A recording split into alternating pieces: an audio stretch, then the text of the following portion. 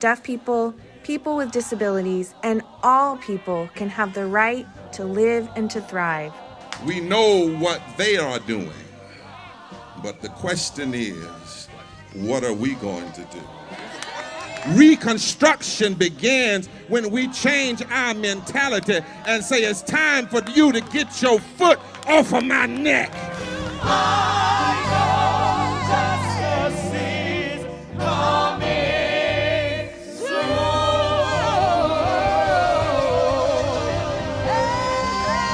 Hey, do you believe that on today?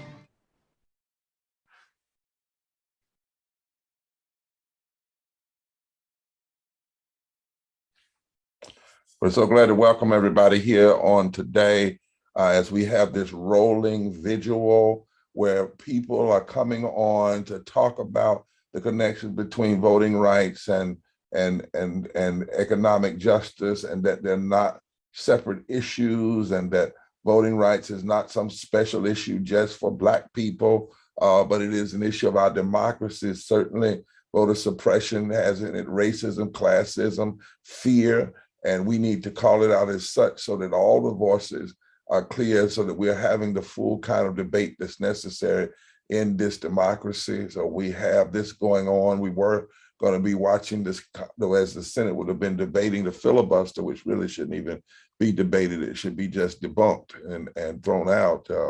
At least they should have a real filibuster. They're going to have one, not this coward filibuster where people can hide behind not voting, never have to go to the floor, never have to defend it. But be that as it may, here we are this morning, and we are so thankful for all of you who have come on this morning and will be joining from across the nation and across the country. At this time, we want to bring on Ms. Yara Allen, who will lift us in a theomusicology piece, and then Reverend Dr. Liz Theo Harris will give us our grounding. And after the grounding, we will then begin this rolling visual. Good morning, Bishop Barber. Thank you so much. And good morning to everybody.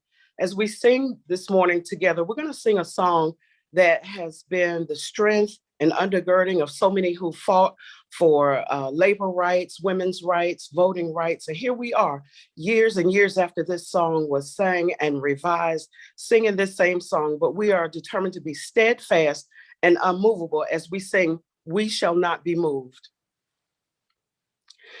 Just like a tree planted by the waters, we shall not be moved. We shall not be moved. We shall not be moved. Just like a tree planted by the waters, we shall not be moved. We're standing for our voting rights. We shall not be moved. We're standing for our voting rights. We shall not be moved. Like a tree planted by the waters, we shall not be moved. Oh, we shall not be moved. We shall not be moved. Just like a tree planted by the waters, we shall not be moved. Last time, we're standing together.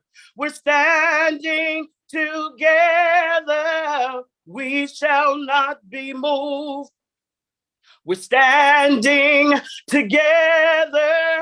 We shall not be moved. Just like a tree planted by the waters,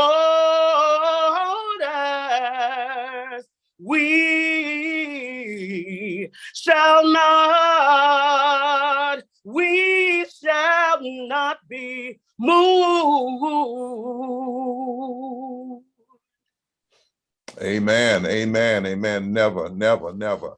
Reverend Dr. Liz Theo Harris, God bless you this morning. Indeed, it's a good day to be together, standing here, not being moved in our conviction that we must defend this democracy. We must expand and protect voting rights. We must rise up and promote economic justice.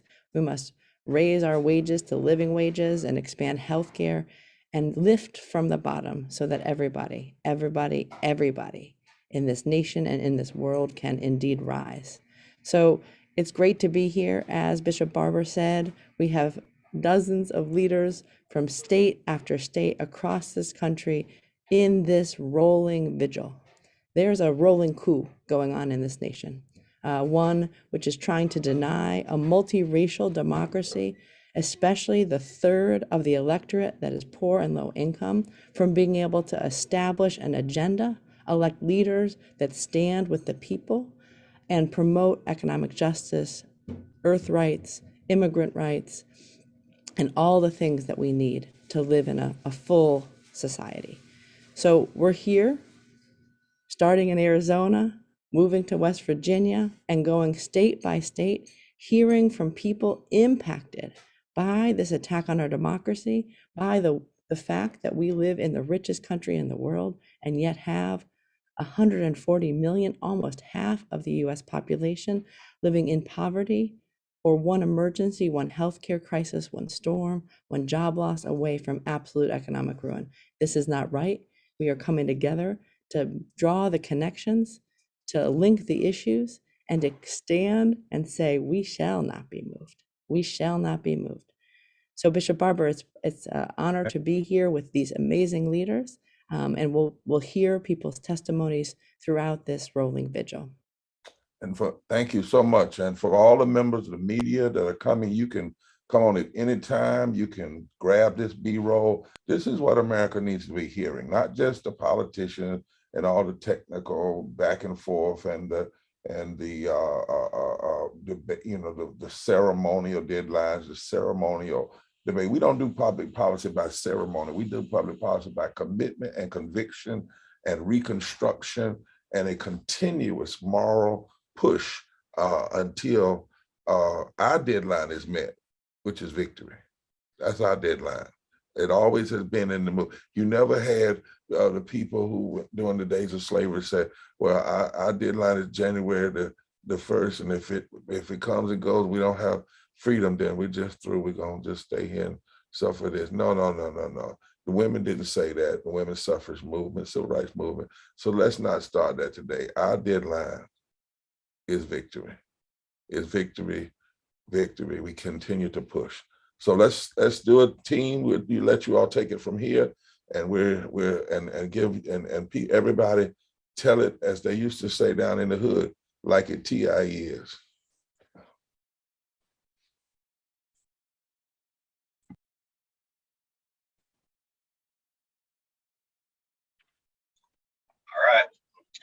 All right. I guess I'm on deck here. Here we go. I'm John Wessel McCoy. And John, let me say to the staff team, I need you all calling those of staff, calling Arizona, so there's no pause right after people. You call each of the states. Make sure you're saying it. All right, John from Arizona. All right. I'm John Wessel McCoy from the Arizona Poor People's Campaign. First of all, I'm in solidarity with the Apache Stronghold in their fight to save Oak Flat. Reverend Dr. King came to Arizona in 1964. In his speech at Arizona State University, he said, "We are caught in an inescapable network of mutuality, tied in a single garment of destiny, and whatever affects one directly affects all indirectly." See, that's why we need a moral fusion movement here in Arizona and across this country. In my state, there are 2.5 million eligible low-income voters. We're a multiracial group. In 2020, less than 40% of us voted. Attacks on voting rights are intended to keep our turnout as low as possible. These attacks disproportionately target and disenfranchise Black and brown voters. But as King told us in 1964, we're tied together. We're all tied together. The end result hurts me and my family too. Attacks on voting rights makes it possible to kill programs like the child tax credit, which my 3 kids need. These racist divide and conquer politics are older than the nation itself, and they're an enemy of all poor and low wealth people in this nation, Black, brown, Asian, Native, and white folks alike. After I voted in Maricopa County in 2020, I had to watch this ridiculous spectacle downtown of the Arizona recount. That's just one example of the current outrages against the fundamentals of democracy. I heard Senator Sinema the other day saying how much she cares about our right to vote, but she just cares more about protecting the filibuster in the Senate. We're struggling here in Arizona while she's out doing a hell of a job serving the interests of the U.S. Chamber of Commerce and Wall Street. Prior to the pandemic, 41% of us in Arizona were poor or low wealth, and it's just gotten worse from there. But Sinema rejected Build Back Better that would improve our lives. She cited inflation. Well, I think Sinema's suffering from an overinflated commitment to protecting the rich and powerful through the filibuster. She is devaluing democracy in its most basic form, the vote, to boost the profits and power of the few. Thank you.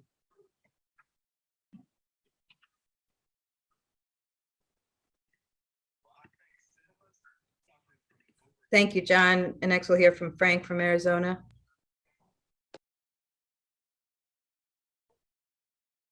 Make sure you, if you can, if we could, please give people their first name, their name, and their first name and their last name, and what we call on them to come to the mic. Thank you.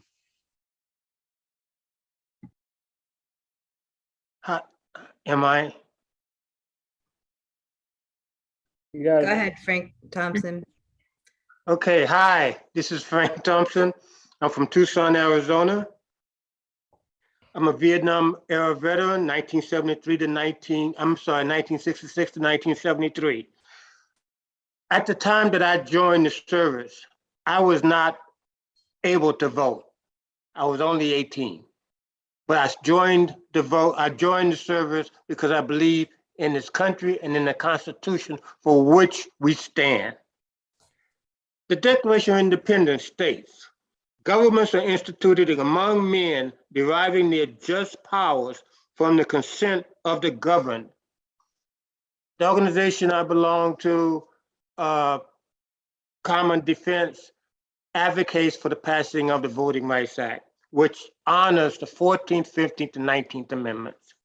However, we have a 1950s Democrat from West Virginia and a Democrat who decided to betray the will of the people who stood up for her from Arizona. That is not the end for us because the Constitution is also our savior. The 10th Amendment of the Constitution is not a states' right amendment, it is a people's right amendment, and we can use that aspect of the Constitution to legally change the laws in each of our states where the federal government may fail. We can create referendums and propositions by getting together with the people who are lawyers and agencies and media and move forward with the proper wording that we can put on the November election, the November ballots, and draw people out. Well, all we need is for our elected officials in Washington to leave their politician in Washington and come home and have the courage to be the leaders that we need. We are not bystanders in this. We are active participants in this fight. We are the soldiers that they need. We need them to lead us. For that value of them leading us to get the laws that we desire in each state, starting with Senator Mark Kelly in Arizona, we can then provide the laws and send a message to Washington. We can also then, for those people who support us, know for them that in January, when they walk in back to Congress, they know they have the voice of the people supporting them. Amen. Amen. Amen. Is that brother? Is that Frank? Is that your name? Yes. Frank, thank you so much. Listen, team, as we're going for this rolling vigil, everything you do has to have leadership. And I tried to model yesterday how you ought to do a press conference and a rolling vigil. Tech folk, you can't do this from the back room. You've got to have somebody out front that's calling, not in the chat, but calling the name out and being ready for various contingencies. Now, you all can break that up in the next, one can take 30 minutes, another can take 30 minutes, another can take 30 minutes, but I need you out of the back room into the front room, and I need a leader for each section. Y'all can decide who this is, and I'm gonna model now how it should be done. Now we have, coming from West Virginia, we've got 2 persons out of West Virginia that are gonna continue this rolling vigil. Hello, everyone. My name is Pamela Garrison. I'm a member of the West Virginia Poor People's Campaign. I'm here today to address my senators, both of them. You know, we've heard the rhetoric that they came out with, and if you listen to it, it don't even make any sense. We watched January the 6th, the coup that took on our Capitol. Well, we're here to say we're watching it every day. It hasn't stopped. It hasn't stopped in our Congress, our House. It hasn't stopped in our state legislatures. Here in West Virginia, our Attorney General sued to overturn the election, the fair and free election. They're down here gerrymandering our maps. They're purging our voter rolls. You tell me that you're standing for, that you're representing us, you're representing me. That's not what you're doing. You're representing your pockets, you're representing the corporations. And we're not going to stand for it. We are not. These suppressions that you've pushed on us is just an excuse to keep us poor. My daughter, the gentleman before him was talking about the child tax credit. My poor old disabled daughter's got an 8-year-old son she's raising. She gets $800 a month. Then you take and tell, for a few months she gets a $300 a month child tax credit, to where she is not having to pay her utilities from cutoff notice to cutoff notice. She can buy my grandson a Christmas. No, we're not allowed to have that. But you know why? But you're worried about a deficit that you took and gave $2 trillion to the richest corporations there is, and you didn't filibuster that.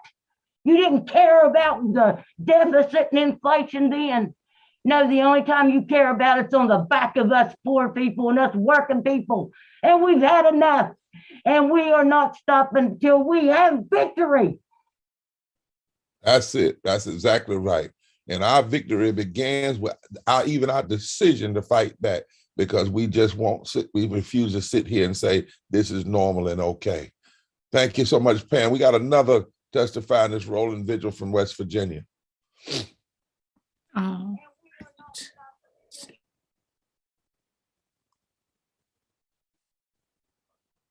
Next up from West Virginia, We have Steve Acuff. Steve, go ahead. Hi, I'm Stuart Acuff from Jefferson County, West Virginia.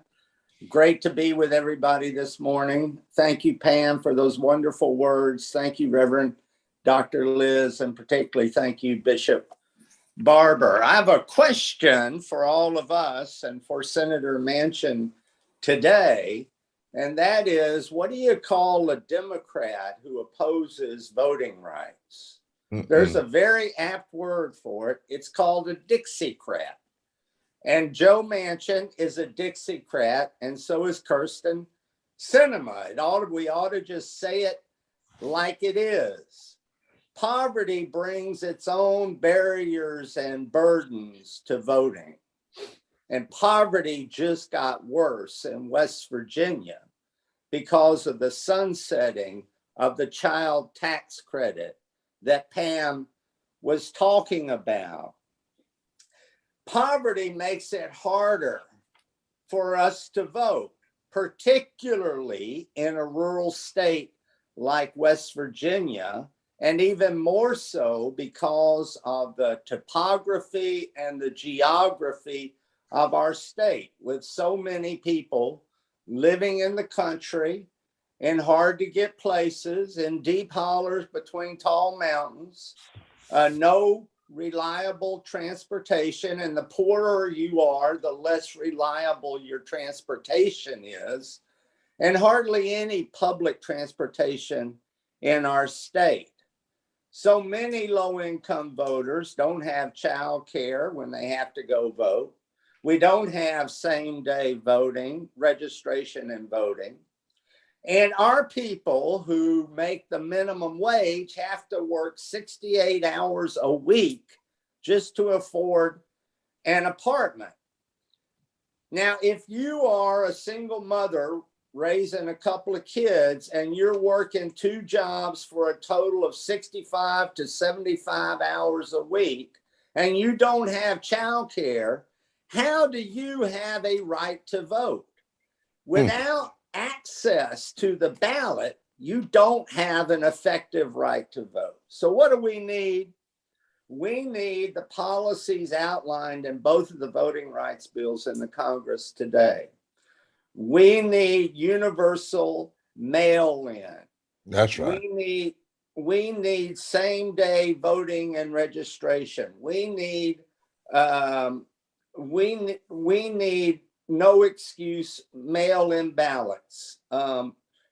If we are going to have an effective political democracy, we have to have the right to vote. And our people want to vote. We are poor people, low-income people make up 40% of our people. 50% of our children live in low-income households.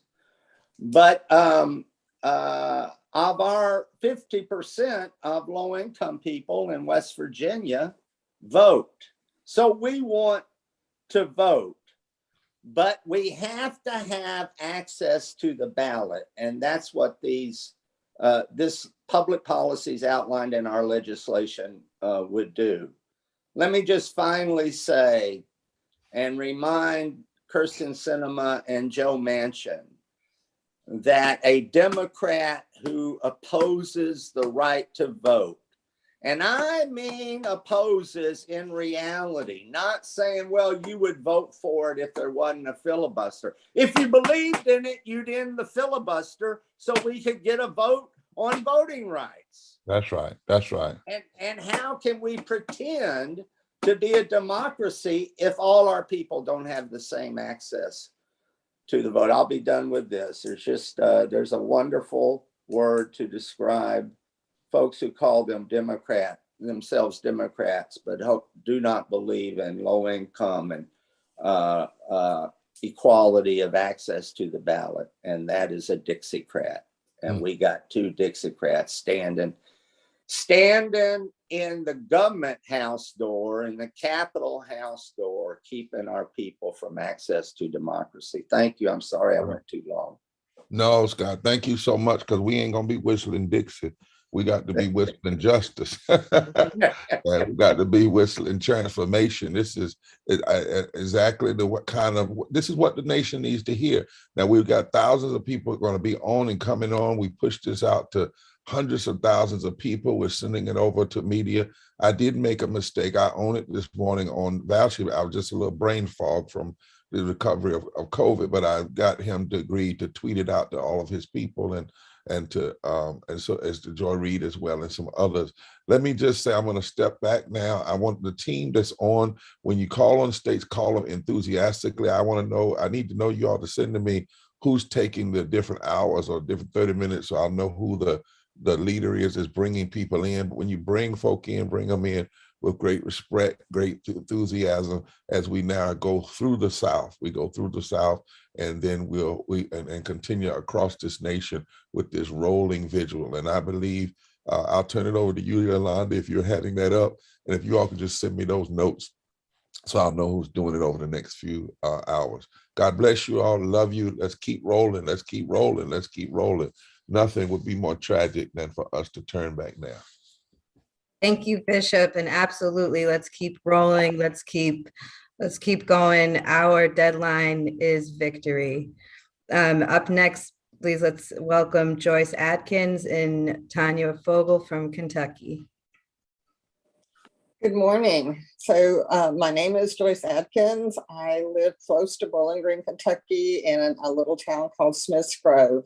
And I'm going to speak to the issue of how voter ID laws disenfranchise older voters, because this is the first year in which Kentucky will have a voter ID law in place.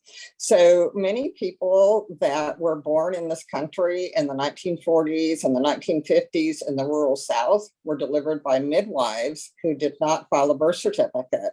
So that means that they can't get a driver's license, they cannot get ID, and not then register to vote. Photo ID laws hit older people, the poor, African Americans, and students the hardest. The older you get, the more likely that you won't have an ID. If you did have an ID, a lot of older people give up their driver's licenses and they don't replace that with a state issued ID. Well, you might say, well, they could if they wanted to, but that would mean they'd have to find a ride to the DMV or come up with the money for a bus or the metro. They might have to change buses or trains 3 or 4 times. Maybe they're on a walker or in a wheelchair, and it just gets more complicated from there. A lot of older people have lost their birth certificate several years ago, and it cost $55.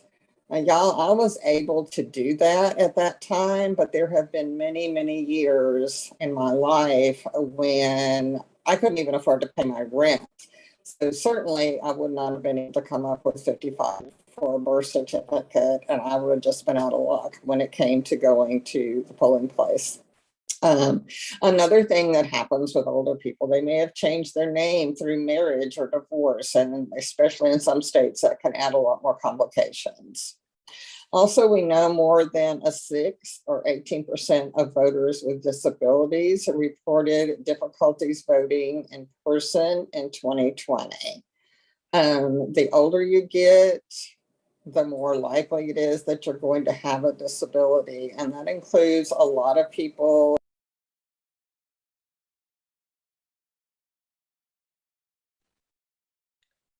Joyce, I think you muted yourself on accident. I did not do that. Okay, I have no idea where I got muted, but I'm just going to end up and say to our legislators, both our state legislators, which are mostly Republicans, and our federal legislators, which are all Republicans, no matter what your timeline is for voting on voting rights, legislation might be, for us older folks, the deadline is nothing short of victory. Thank you. Thank you, Joyce. That's absolutely right. Absolutely right. Nothing short of victory. Tanya, go ahead. Hey, this is Tanya Fogle coming straight out of Lexington, Kentucky. Just when I didn't think it could get any worse by having a senator called McConnell, I look over in West Virginia and man, I don't know who's running the race of being the worst representative of the nation. And, you know, they swore into office that they would represent the people. They lied. And so when they start lying there, it was easy for them just to trickle on down and keep lying. Let's just jump into it. I am an impacted person. I served out a 10-year prison sentence, and I stand in the gap for all those folks who made a mistake, but aren't mistakes. We are probably some of the best leaders that you could ever find because we had a dream before we misbehaved. Ex-offender is a title that went with my misbehavior. It's not who God created me to be.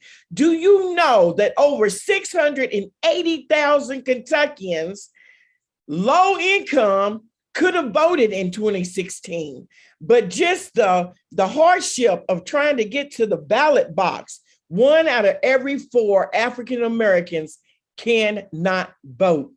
So if we are one of the states that is leading mass incarceration, so you take away the vote and we can't vote in jails, we can't vote in prisons here in Kentucky, and that's just a hot mess. So let me tell you about the moral fusion that the Poor People's Campaign is doing. The National Poor People's, what's hurting me in Kentucky is hurting in Alabama, is hurting in West Virginia, all across the nation. Can you imagine the poor and the low income people coming to the ballot box? Okay, yeah, it's difficult to go to the ballot box, but what if we did everything we could to make sure that our vote counted? We could overturn this madness that's going on. So I'm here to represent Kentucky. You know what it's going to take? An amendment to our Constitution. In our Constitution in Kentucky, they have placed another barrier that people who have been incarcerated lose their right to vote, and an executive order has to restore your right to vote. So it's a lot of barriers that's going on in Kentucky.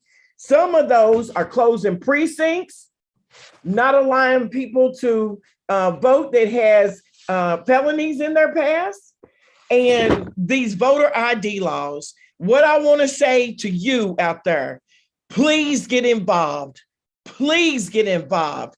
This is an attack on our democracy, attack on the future of my kids, something like child support. My son had 1 year sentence. It enhanced to 10 years, which kicked him out of the voting right to vote. So it's little things like that. I want to say forward together, not one damn step back where they're trying to take us back, but we're going to move forward. We're going to move forward together, and let's go, Poor People's Campaign. Thank you for this video. Thank you. Yeah. Mad as hell. Absolutely. What the pain we're feeling in Kentucky, we're feeling all across the country, and we are going to be moving forward together and not one step back. Please, I want to welcome folks from Texas and Mississippi. Julio Acosta.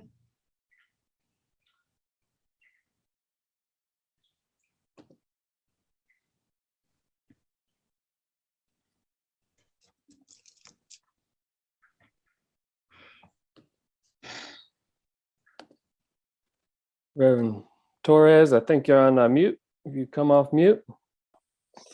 Yes, here I am. Great. Yes, I'm Pastor Jose Torres from here from Mississippi, and we just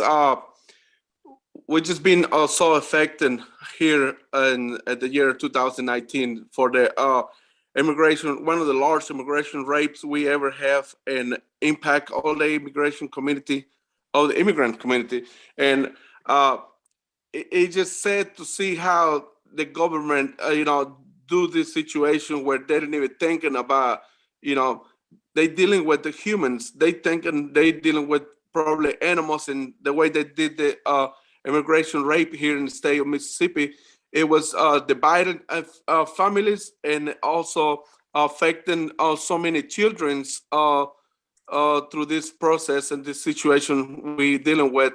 And it was a tough situation, and now, we still not have voter rights, and they try to take that away. They keep taking away from immigrant community, so they don't have a way to get out there in the ballot and vote, and that way they can keep the immigrant community under control. So the voter right will affecting. It's been affecting immigrant community really, really bad.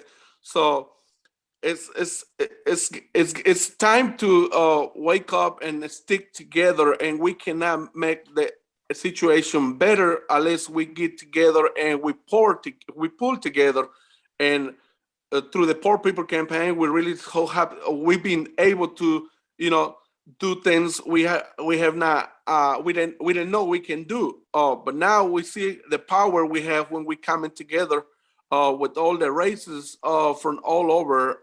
You can call yourself white, black, pink, or whatever, but that's really important to know we can, make the situation better. We look future. Our future it gonna get better, but we have to, stick together and fight together and not, like we always say, not one step back. We got to move forward. And the immigrant community in Mississippi, with the Mississippi Poor People Campaign, we organize and mobilize and really educate our community to make the situation better. But we cannot, stay silent anymore. We are go speak up and we go do what we need to do. But this government, they cannot keep using us as a fishing bite, because that's why they're using us every election and try to using us just to say, oh, we go deporting so many people, we go do this, we go do that, but they never try to see how can they do to reaching out the immigrants so they can be part of this country, because it's so many jobs out there they willing to do when some other people don't want to do. So, but through the Poor People Campaign, I know we're gonna keep moving forward. We're not gonna make one step back. I just want to say thank you so much to Poor People Campaign, and I'm there and I'm willing to do whatever it takes to move forward. Thank you so much. Thank you so much, Reverend Torres. And you're absolutely right. Our future will get better, because when we're united in our pursuit for justice, there's no way we're going to lose. Right. So thank you. Thank you. I want to welcome Reverend Kenneth and Reverend Tracy Nelson from Mississippi. And then we'll go to Pastor Jose from Mississippi. Good morning. We are Reverend Kenneth Nelson from Mississippi. Evangelist Tricilia Nelson from Mississippi.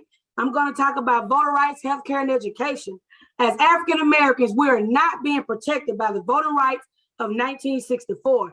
In Mississippi alone, we have 218,000 voters that cannot vote because they are a convicted felon, which includes 117,000 Black people.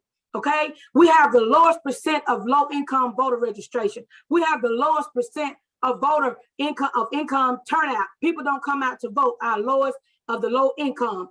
Black people are incarcerated in Mississippi 3 times the rate as white people. In Mississippi alone, did you know we lack quality health care? Why? Because our wages are low and families are having to choose. Do we pay for health care or do we pay our mortgage? Do we pay for food or do we pay our mortgage? Okay. Our education system in Mississippi, we have several gaps. According to the data, in 2018, we was rated number 44 as far as providing a quality education. Our 4th grade students in Mississippi are not proficient in reading. So guess what? When the system fails, they have no other hope. Okay, we need to stop the filibuster. We need to help us help the Black people. We're not going to stop fighting. You stop fighting us. We have a voice and our voices do matter. We will win. All right. Also with that, in the state of Mississippi, we believe that equal voting rights will lead to economic equality in our great state. When the voting rights are improved and the voting is beneficial to everyone in the state of Mississippi, we need to pursue political accountability to close the economic and wealth gap for Blacks and other minorities. We also need to push for a change in the public policy of how wealth and resources are distributed and made available to Blacks and minorities. In Mississippi alone, there are 48% of the Mississippians are poor and low income. That's 1.3 million people just right here in the state of Mississippi. 65% of those are Black. That's 708,000. 66% are Latino. From 1972 to 2012, income grew for the richest top 1% by 80%, but it only grew for the bottom 99%, only 11%. In 2018, 53% of the Mississippi workers, which is 587,000 people, earn under $15 an hour. That's the 4th highest state in the nation. Also this year, the richest 1% can expect an average tax cut of $35,400, while the poorest 20% can only expect an average tax cut of just $20. We're talking about the poor and low income. This is a portion of the systematic racism that we face here in Mississippi. The widening of this economic gap leads to the increase in poverty, crime, mass incarceration, and personal debt. These conditions cost the state billions of dollars to manage and facilitate. These same dollars that are used to manage and facilitate these disparities can be used to empower our poor and low-income communities with resources to revitalize and sustain itself. Thank you. Thank you so much for those words. And you're absolutely right. When voting rights are improved, our lives are improved. And that's what this is all about. Voting is a great equalizer because every single one of us across the nation, when we have one vote, doesn't matter rich, poor, black, white, young, old, that one vote is our power and is our voice. So thank you. And I want to invite Julio Acosta from Texas to please come up. Hi everyone, hola todos. My name is Julio Acosta, pronouns he, él, from Dallas, Texas. I'm an affected person, and every single person in the United States of America is affected by voter legislation.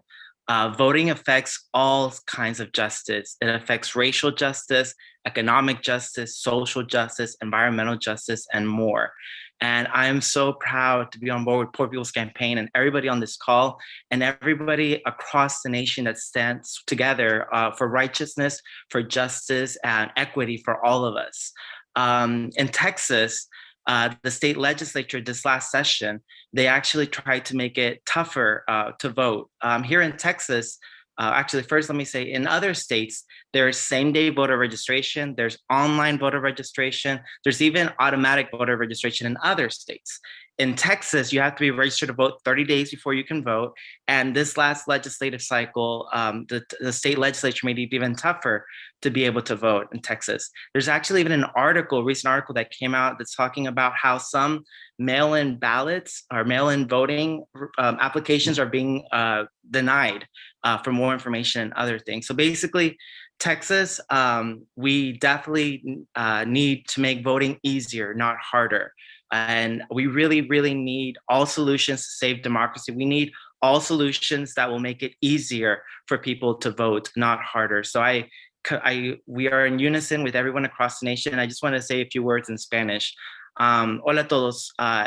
Nos estamos unidos con todas estas personas, todo a través de lo que es el país de Estados Unidos, porque todos nosotros somos afectados por lo que es nuestra habilidad de votar. Lo que es la justicia social, racial, ambiental, la justicia económica, todo eso está afectado por lo que es nuestro derecho a votar. Así que les pedimos a todos que por favor únanse a estas organizaciones como la campaña para los derechos, para el Poor People's Campaign y otras campañas que están luchando por los votos, por el derecho de votar en todo Estados Unidos.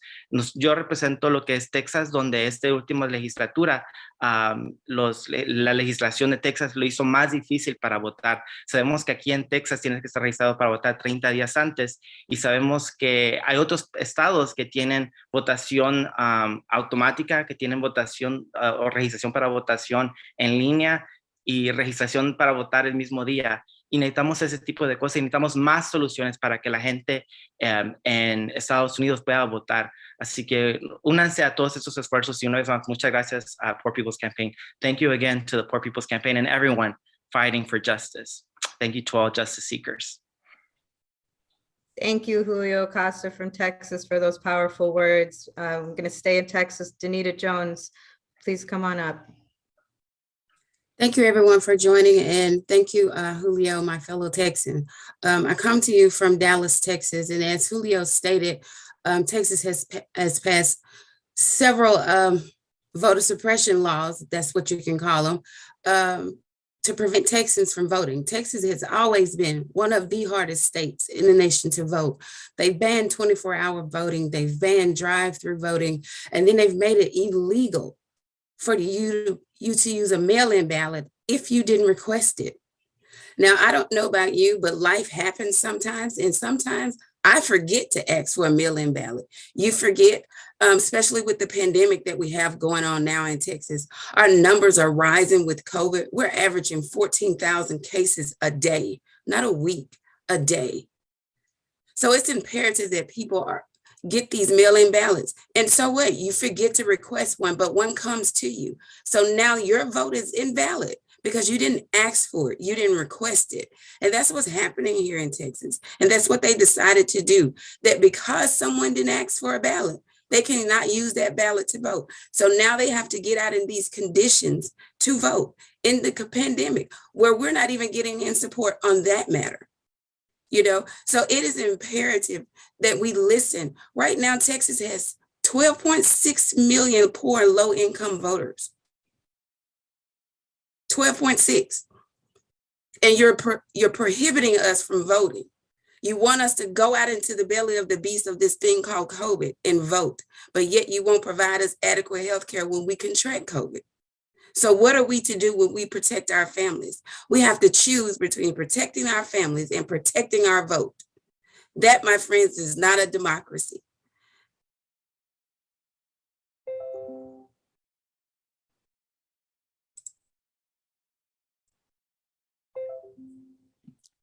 So good. I think you're muted.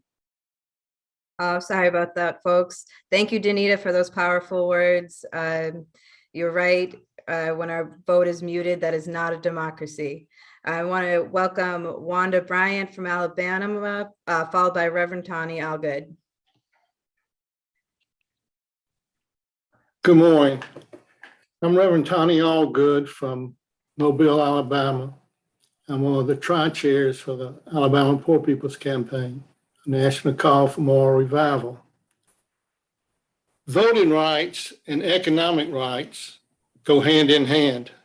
Historically, those in power and the politicians who represent them have tried to portray poverty and voting rights as a Black issue. This is not true, but they do this to try to keep poor whites, poor Blacks, Latinos, and other people of color separated along racial lines. It's like what Herod did. Anytime he wanted to, the slaves started getting together, he would cause division among them so he could stay in power and they would be enslaved. Concerning poverty, before the pandemic, there were 2.1 million poor or low-income people in Alabama. Now, 762,000 of these were Black, 141,000 are Latinx, and the largest number, 1.1 million, are white. But you would not know this listening to the media or listening to the politicians.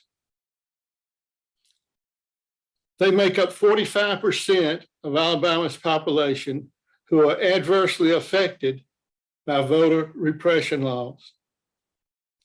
Alabama has a lot of ways to suppress voters and keep them in poverty. Now, a clear example of this is in Birmingham, Alabama, when the voters of Birmingham passed an ordinance to increase the minimum wage from $7.25 an hour to $10.11 an hour. Now, the ink hadn't even dried on the results when the Alabama legislature passed a law making it illegal for any municipality in Alabama to increase their minimum wage. So what they had to do, they had to undermine our democracy in order to steal our votes and keep people in poverty. Alabama has one of the highest poverty rates of any state in the union. Voter suppression and economic rights are inextricably connected.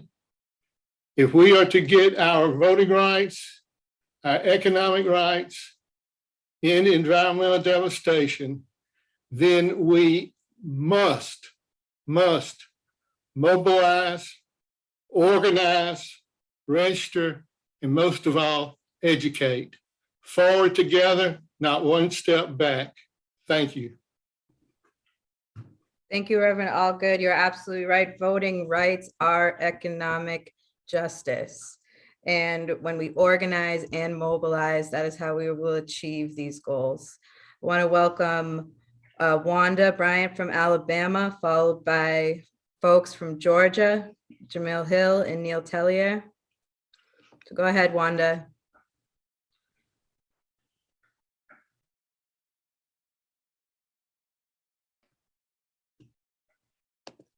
Wanda, could you unmute?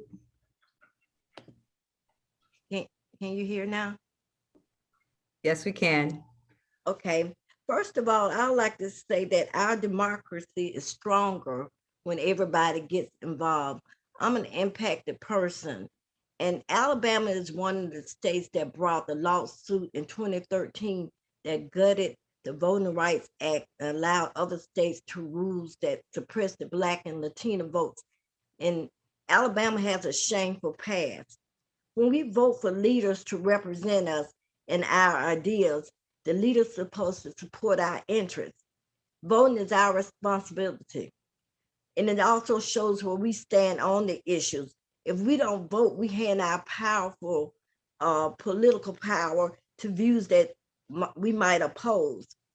Alabama is also one of the 11 states that don't allow early voting, and they still require an affidavit with 2 witnesses for a mail-in vote. They've also closed a lot of polling areas, which discourage people when they get to one polling area to go to the next polling area. And we've seen this so much in the past when marginalized communities don't have the representation that they deserve. Like the Jim Crow laws, when they were created without the Black community input, so which made it harmful to the Black community. The people, you know, they died for us, they were threatened for us, they lost their jobs for us, they were beat up for us. And so we're not gonna stop fighting for our voting rights and all injustices until we win with no deadline. Voting, when you vote, your voice will not be heard if you don't vote. Voting is power unleashed. Thank you, Wanda. Absolutely. And say that again, voting is our power. So please come on up, Jamel Hill from Georgia, and then Neil Tellier from Georgia as well. Hello and good morning, everyone. My name is Jamel Hill, and I'm here on behalf of the Georgia Poor People's Campaign. I'm here on behalf of the 140 poor and low-income people who are struggling to survive in what has been called the greatest nation on earth. The Honorable Reverend Martin Luther King told us that there can be no second-class citizens in a first-class nation. But that's exactly what we are. That's what we are in their eyes. We're second-class citizens, and that's why the rich have gotten richer while the poor and low income continue to be just that. So essentially what you see, the same things that are happening in Mississippi, I heard our good people say, those same things are happening here in Georgia. That's why the Poor People's Campaign is asking for a moral fusion, for a moral revival. That is why we can't stop and we won't stop. We fought for equality, human rights, civil rights, voting rights. That was less than 100 years ago. But you all, we can't stop and we won't stop. We are doing more. We are mobilizing and organizing. We are registering. We are educating and energizing because we can't stop and we won't stop because the fight continues today. Here it is in Georgia. Recently, there were over 300 laws that were implemented to keep for voter suppression. Guess what? Just heard my good people in Texas saying the same thing. Again, this is a fusion movement. This isn't white and black. This is us working for us. And you know what? We won't stop until victory is ours. What does that look like? So glad you asked. Voting rights, minimum wage raise, the third Reconstruction, immigration reform. We can't stop and we won't stop until victory is ours. Thank you. Thank you, Jamel. You're right. We won't stop. We won't stop till victory is ours. Neil Tellier from Georgia, go ahead.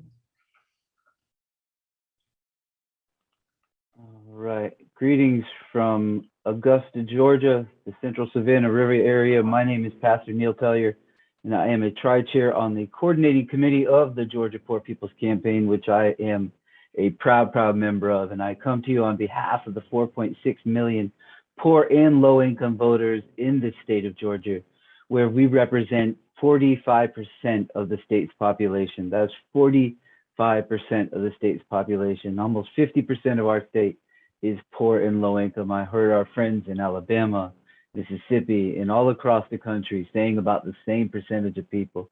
Here in Georgia, though, an estimated 66.2% of the population voted in the 2020 election cycle. The Georgia Poor People's Campaign, the Poor People's Campaign, and the National Call for Moral Revival efforts reached over 39,000 non-voters from the 2016 to the 2020 election cycle, more than 3 times the margin of victory. And we can't claim to be the reason for that victory, but we sure as heck can show the power and impact that the poor and low-income voters have when they are more directly engaged together in the electoral process. So I'm here today to implore our leaders to pass the voting rights legislation and to help combat those extremely classist and racist voting legislation bills of all the states that have spoken before me and all those states that'll speak behind me. And in our state, it was called the Georgia Senate Bill 202, and they passed that into law on March 25th. Some of those provisions of the 98-page Senate bill being criminalizing the giving of water and snacks to those waiting in line. They are restricting and removing drop box access. There will be no weekend voting. So souls to the polls, one of the most famous and useful things that we have here in the state of Georgia for our church folks and our people of color that utilize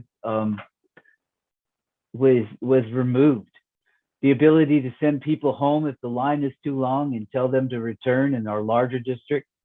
The ability to remove up to 4 members of a local election board. They said it would rarely happen. And we haven't even had any real elections yet.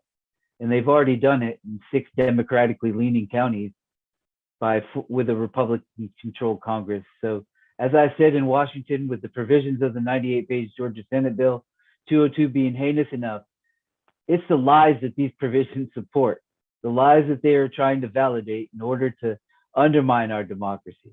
With 60% of those who are specifically responsible for creating these laws actually believing that the 2020 election was in fact stolen. If it were not for these reprehensible lies, this bill would never have been written, as the same people that wrote these laws changed the laws in 2016 because they didn't like that Senator Barack Obama won 2 terms as the president, so they changed them to get their guy elected 45. So I ask today that Senator Ossoff and Senator Warnock, it's time for our voting rights legislation to be passed. We ask that you compromise no longer and that you move forward together and not one step back. Absolutely, forward together, not one step back, from Georgia to Alabama and all across this country. Trish Brown from Florida, please come on up.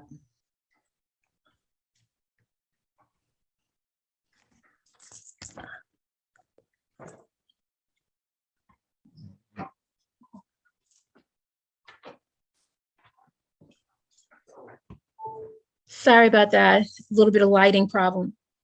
Hi, my name is Trish Brown, and I'm from the Florida Poor People's Campaign. Let me get to the point. Florida is in a state of emergency with housing no longer affordable, y'all. The homeless population continues to rise while our marginalized, incarcerated, and our working class communities continue to be impacted by the spike in COVID cases. We struggle to make ends meet with no sustainable living wages or affordable health care. We're dying here. DeSantis continues to run our state under a tyranny and militia rule instead of prioritizing and focusing on bills that protect and secure our people's lives and our human rights, keeping us safe. He's focused on bills that continue to oppress, repress, and disenfranchise our Black, brown, LGBTQ+, veterans, youth, seniors, folks with disabilities and trauma, mental health, and our working class people. Voter suppression bills like SB 90 that he signed, 48-page law that modifies the rules for observers to in a way that could disrupt elections and administration, restricting the ability to provide food and support to voters waiting in line, aiming at mail-in voting. Voters must provide a state ID or 4-digit social security to obtain a mail-in ballot, shorten the period during which a voter can remain on the state's vote by mail-in list, make it harder for voters to access secure ballot at drop-off boxes. Boxes must be staffed by county employees, which is likely to further restrict the hours of availability. And then they turn around with this: local election officials will be subjected to $25,000 in fine if they make drop-off boxes available beyond the strict limits imposed by laws, making it difficult for voters to receive help with requests and return of mail-in ballots in so many ways. Harder for state and local officials to solve problems and protect voters. Our Floridians need policies and legislation that are going to provide automatic voter registration in multiple locations, legislation that provides for same-day registration, no excuse mail-in voting, early voting, more polling stations, extended and longer voting hours for working class people that get off late, and protect our observers who support and assist voters when issues occur at the polls. DeSantis laughs and says that Florida is free state, that we're a free state. While we remain third place in this pandemic, people are starving and dying. Stay out of our education system. Stay away from our First Amendment rights and our right to take to the streets. This is not what democracy looks like. We are not free. We must continue to keep organizing, organizing, organizing. When voting rights are under attack, what do? We stand up and we fight back, because voting rights are a human right and everybody's got the right to live. Thank you.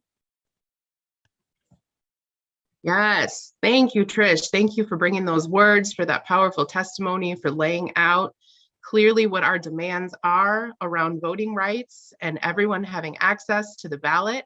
And thank you for the powerful fight that you are waging in Florida, such a key place to be fighting around voting rights. Thank you. We are going to move next to South Carolina. We are going to hear from Reverend Amiri Hooker, and then we will move to Kiasha Smith. Good morning again, Poor People's Campaign. I am Reverend Amiri Bernard Hooker, a local pastor at Wesley Chapel, United Methodist Church in Lake City, South Carolina. The United Methodist Church calls for a vision of a beloved community founded on economic and racial justice, and includes strengthening voting rights as our discipline of the United Methodist Church suggests that that's what we should do. And our church believes in calling leaders and holding leaders accountable to a free election for all persons, and all leaders, red, blue, or even purple, should make sure that all citizens have a right to vote. And that's what we believe in. My church for years has organized sold to the polls, has provided water and food for polling places, has given people, just because our congregation believes in the right to vote. Voting rights impacts me directly, because I want legislators and I want persons running for office that have been duly elected by the people to do the work for the people. They will not vote against the people, but will vote for things like healthcare. We'll vote for things, right now we're suffering through a second round of COVID in our family. And I'm tired of legislators not doing the right thing. As we celebrate this weekend the life and legacy of Martin Luther King Jr. in the coming days, we have an opportunity and responsibility to continue the journey for justice, for which so many have fought, have died, have sighed, and worked for.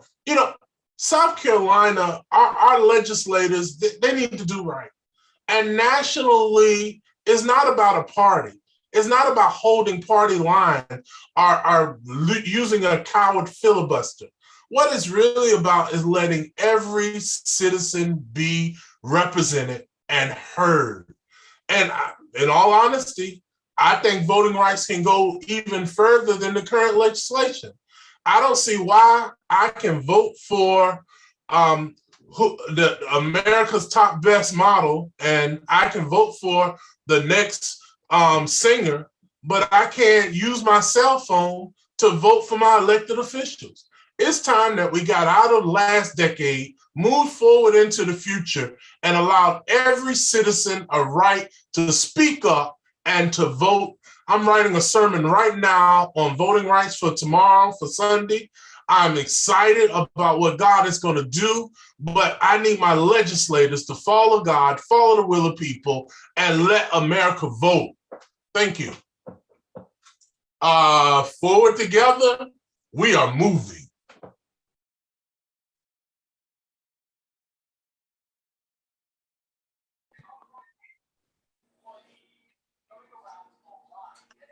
Thank you, Reverend Hooker. Kiasha, will you bring us a few words? Yes, good morning, everyone. And I am Kiasha Smith out of Greenville, South Carolina. Thank you guys for having me on this call. And I agree with each and every panelist, what has been spoken thus far. I am a single organization. I believe in voting rights. I believe for better voting rights in South Carolina. I agree that we need to have same-day registration and you're able to vote. I am also encouraging my community as an activist, as a leader, as a grassroots activists to come out and vote. The importance on voting, especially the importance on voting in our local elections. In Greenville, South Carolina, there is data that shows that our local elections, we do not have a very big turnout. We may have some 300 voters that consistently come out. And this is the area that's most concerning to me. The presidential elections are always the hype and folks are always out at our presidential elections, but we need those midterm elections. We need those better turnouts, and we need to hold all legislators and local electors accountable for their position and to make sure that they're backing everybody up, low income, all around the globe. We also need to encourage and explain why it's so important that we vote and that we are voting in our local elections. Those are the elections that we really lose in. We don't have the correct representation in. And thank you guys for listening to my thoughts. Thank you so much, Kiasha and Reverend Hooker, for joining us from South Carolina. We're so happy to have you on this morning. We're going to move next to North Carolina, where they are no strangers in beating back these repressive voting rights laws. I'm so happy to bring on my friends Kim Porter and George Friday. Thank you for being on today.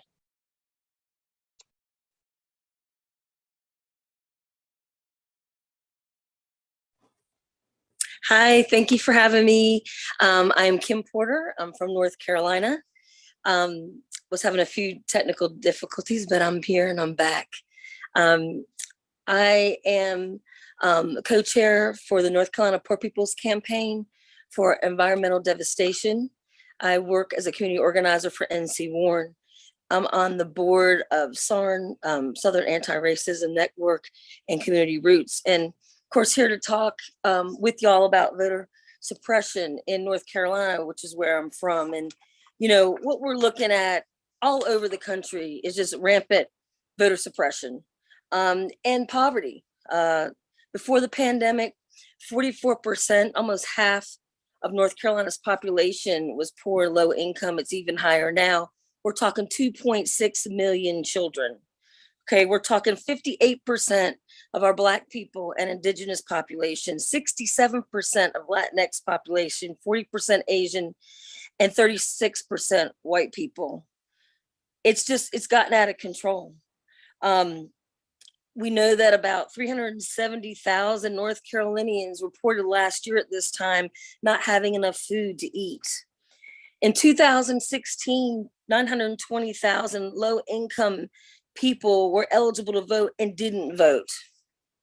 Part of that was because of misinformation about voter ID laws that weren't in existence, but our unlawful assembly in North Carolina is full of misinformation and always trying to pass laws that inhibit voting.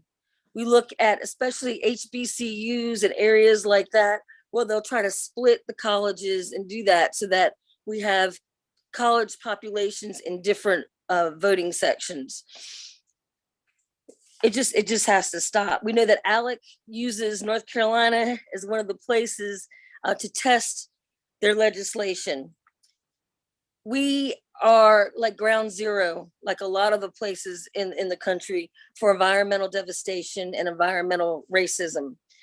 We're looking at right now with hog farming, the North Carolina Poor People's Campaign did a civil rights complaint with Duplin County NAACP with the Southern Environmental Law Center to investigate deaths that can be attributed to hog farming, almost 200 in North Carolina. So that's going on, and the EPA will be investigating that. And who decides who heads the EPA? That's our president. That's an appointed position. Just like in North Carolina, we have Duke Energy, which is the largest corporate utility in the country, the second largest in the world. International headquarters is in Charlotte, North Carolina. And our Utilities Commission in North Carolina makes a lot of decisions about Duke Energy, and who appoints them? Our governor. So who we vote for matters, and who we have to choose to vote for matters.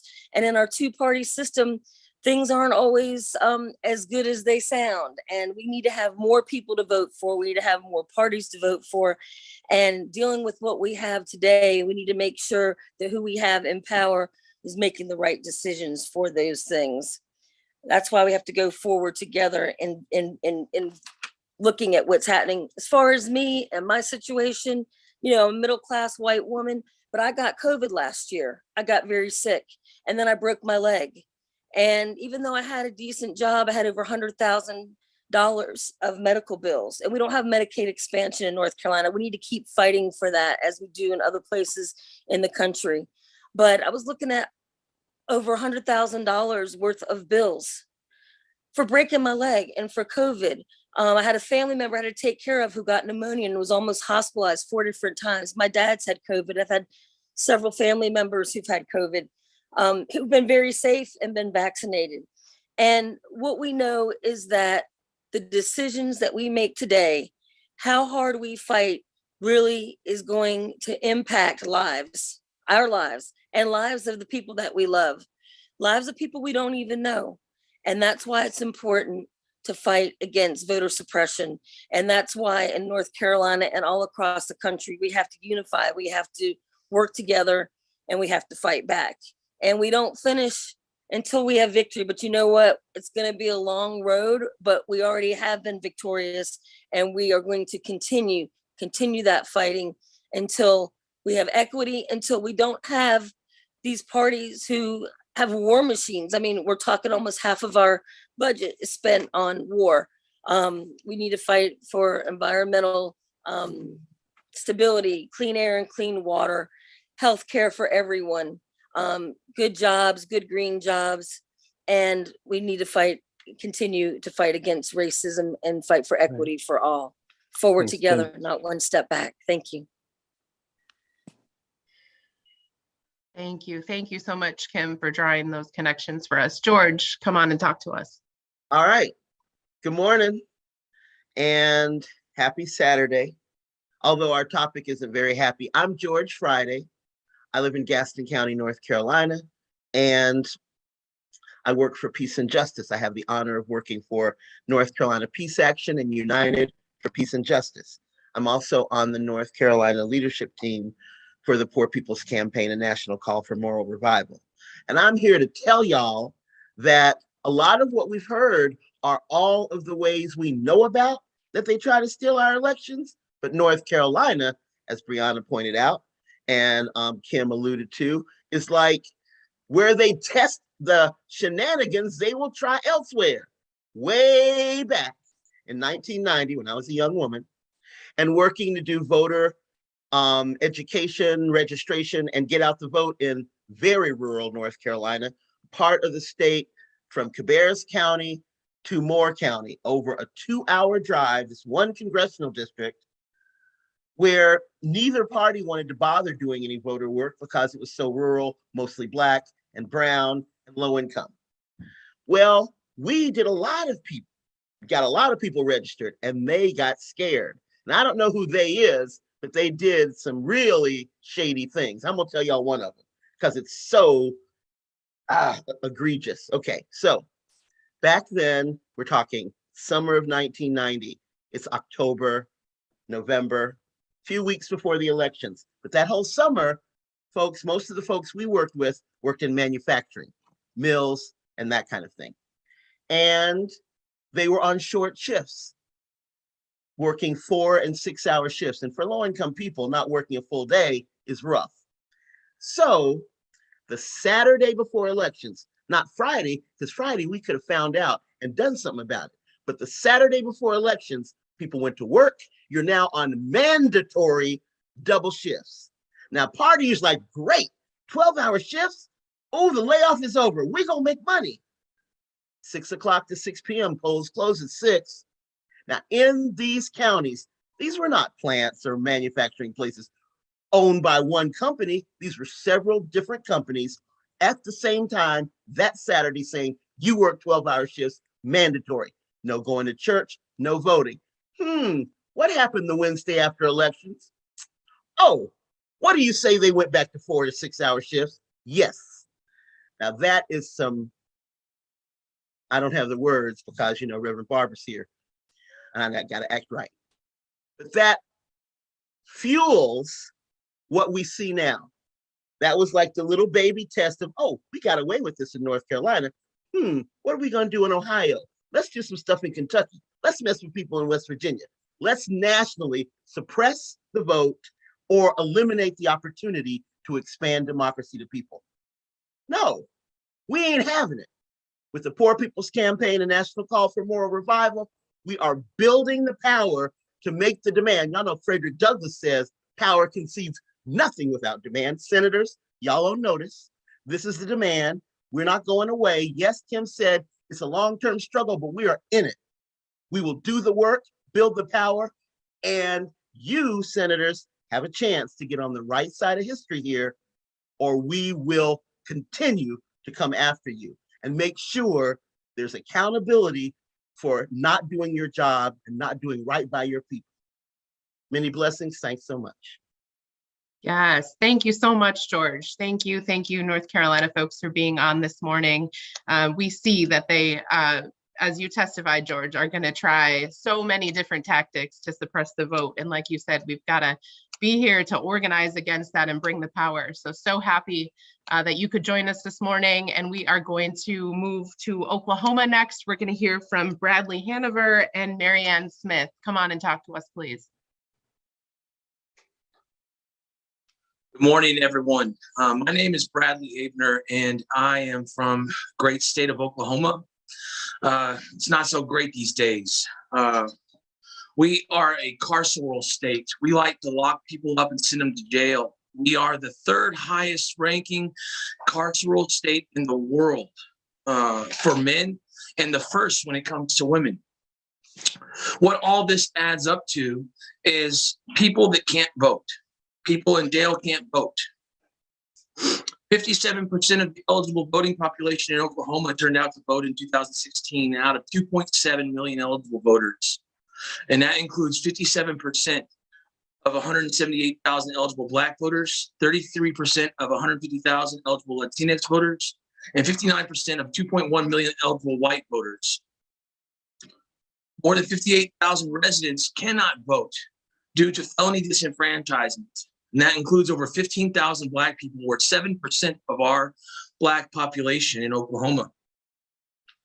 For the 28,000 people currently imprisoned in the state of Oklahoma, 49% are people of color. And Black residents are incarcerated at almost 5 times the rate of white residents. What does that mean? That means that people of color aren't being represented at the polls. That means people of color aren't getting the chance to vote. That means people of color are their voices are being suppressed at a much more massive amount than people that look like myself.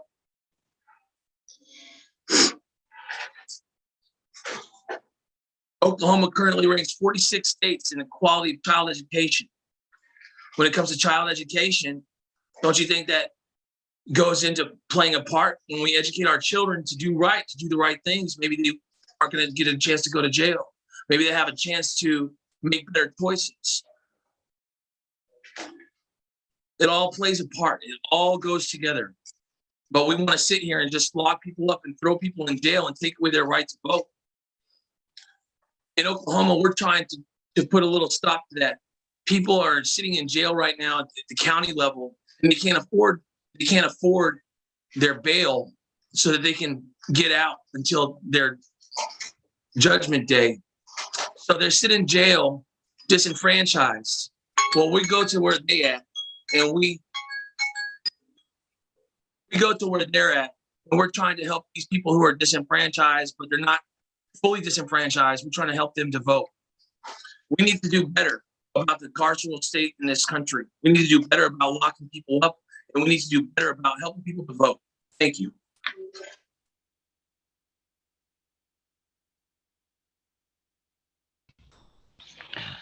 I'm Marianne. I'm from Oklahoma. I am also a tri-chair along with Bradley.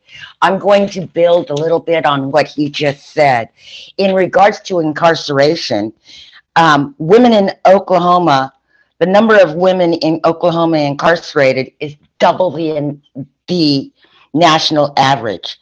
Many of these women are charged with more serious crimes than what they committed. A woman may commit a misdemeanor assault, but she's actually charged with a felony. That affects not only the woman, the registered voter, but it affects the whole family, her children. I said before, and I'll say it again, our children are our future and we're failing them. Never did I think that my grandchildren, and I have 6 of them, would have fewer voting rights than I did at their age. But this is a fact. Just recently, 3 days ago to be exact, the Senate GOP Twitter account put out and Senator James Lankford retweeted it, a tweet that said, and I quote, "Democrats want to silence millions of Americans by eliminating the filibuster. My reply to them is that, to them all, the Senate is using the filibuster to suppress and eliminate the right to vote of millions of Americans. Our right to vote is constitutional. The filibuster is not. So let's get real here. Oklahoma stands behind and is continuing to build and work on voter expansion, not voter suppression. And we will continue to work. We will continue to contact our senators, our representatives, and not just ask them. We are demanding our constitutional rights, and the time is now, and our deadline is when we get what we are demanding. So forward together, not one step back. Thank you. Yes, thank you so much, Marianne and Bradley, for being on with us this morning and for those powerful testimonies. We're going to move next to Kansas. We're going to hear from Mark Pringle and Oshara Hayes. Welcome.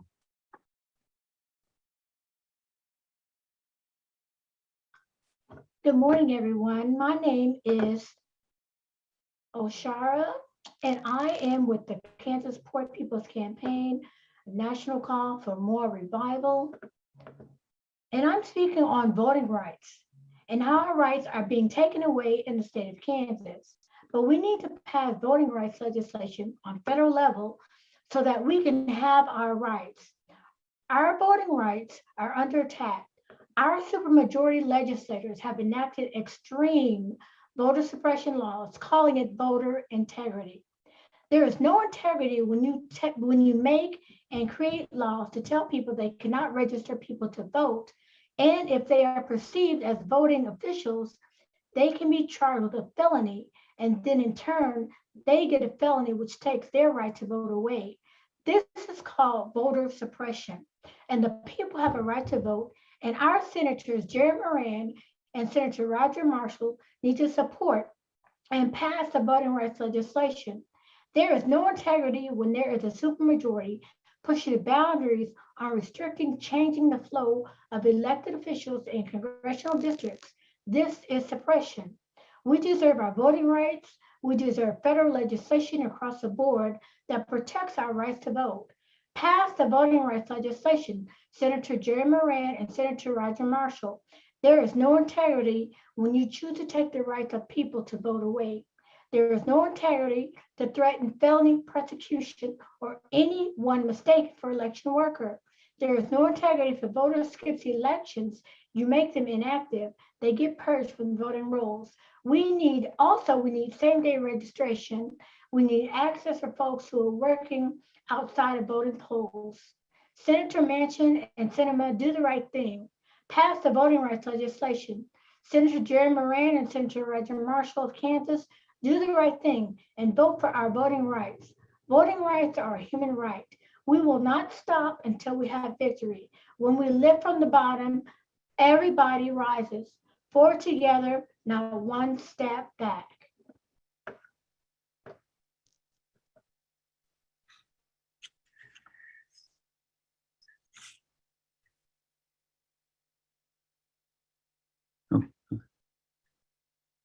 Oh, okay. Go ahead, Mark. Yep. Okay. Thank you. Thank you. Thank you, Brianna. I'm Mark Pringle. I'm a small family farmer from southeastern Kansas. I'm honored to be a part of the Poor People's Campaign and appreciate the opportunity to testify today. I would like to talk about the crisis of silent poverty affecting many of us who live in rural Kansas. As a small family farmer, I have seen the effects of this poverty in my community, and it has only been exacerbated by the pandemic. The lack of available health care, especially mental health services, the underfunding of public schools, and limited economic opportunities underscore this continuing crisis. It has also led to an exodus from our rural areas, especially amongst young people.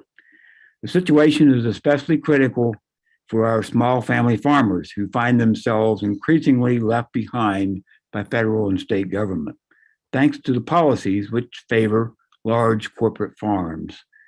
These policies have also been instrumental in creating a debt crisis, which has increased the rate of suicides among farmers and also put many farmers out of business.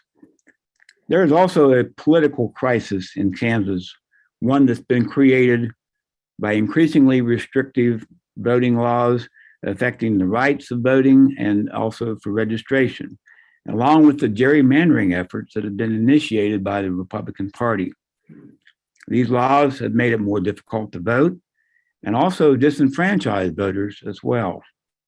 All of these crises affect all of Kansas, not just certain communities or certain parts of the state. The Kansas Poor People's Campaign will continue in its effort to expand the moral narrative of public policy and ensure a better future for our state. And in honor of Dr. Martin Luther King's birthday, may we rededicate ourselves to his legacy by continuing to fight for a third Reconstruction and help create the beloved community for all of our people. We will see you in DC on June 18th, 2022. Thank you. Thank you, Mark. That's right.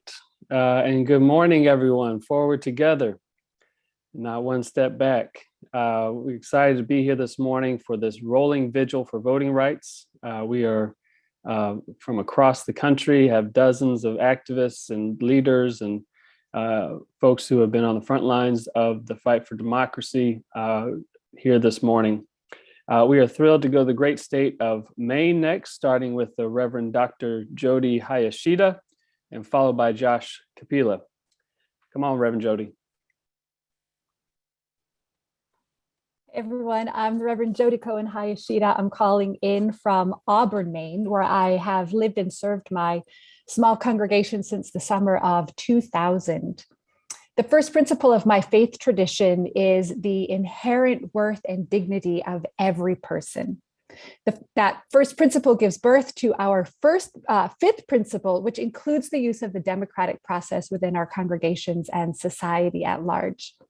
Because every person is inherently sacred, our faith teaches us every person's voice matters, which means that blatant attempts at voter suppression are not just the denial of people's voices and the denial of people's rights, they are the denial of people's sacredness, a denial of their inherent worth and full humanity. I have had conversation after conversation here in the sister cities of Lewiston and Auburn with people who have not bothered to vote in the past. It isn't about partisan politics. Neither party has listened to their needs or experiences, and neither party governs as if their lives are sacred.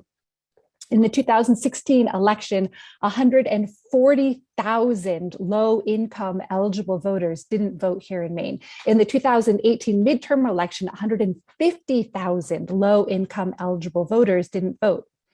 But as we have been mobilizing and organizing, claiming our voices and our power, it has become clear, I think, to the power hoarders in Congress that they can no longer rely on people to silence themselves. And they know how powerful we will be if we weave ourselves into community. And we see that they are afraid. So now, the fear of those who are elected to be representatives of the people have made them even more brazen in their attempts to silence and deny the full humanity of the same people they are supposed to represent. But what we see is that what makes them afraid makes us courageous, right? And even more committed. So I know that within this movement, we are going to keep finding our way towards one another. We are going to keep lifting up our voices. We are going to affirm the sacredness of every single one of us and continue to grow our power. Forward together. Now, one step back. Thank you, Reverend Jody. Josh. Hi, my name is Josh Kelpel. I'm with the Poor People's Campaign here in Bangor, Maine. I use they, them pronouns.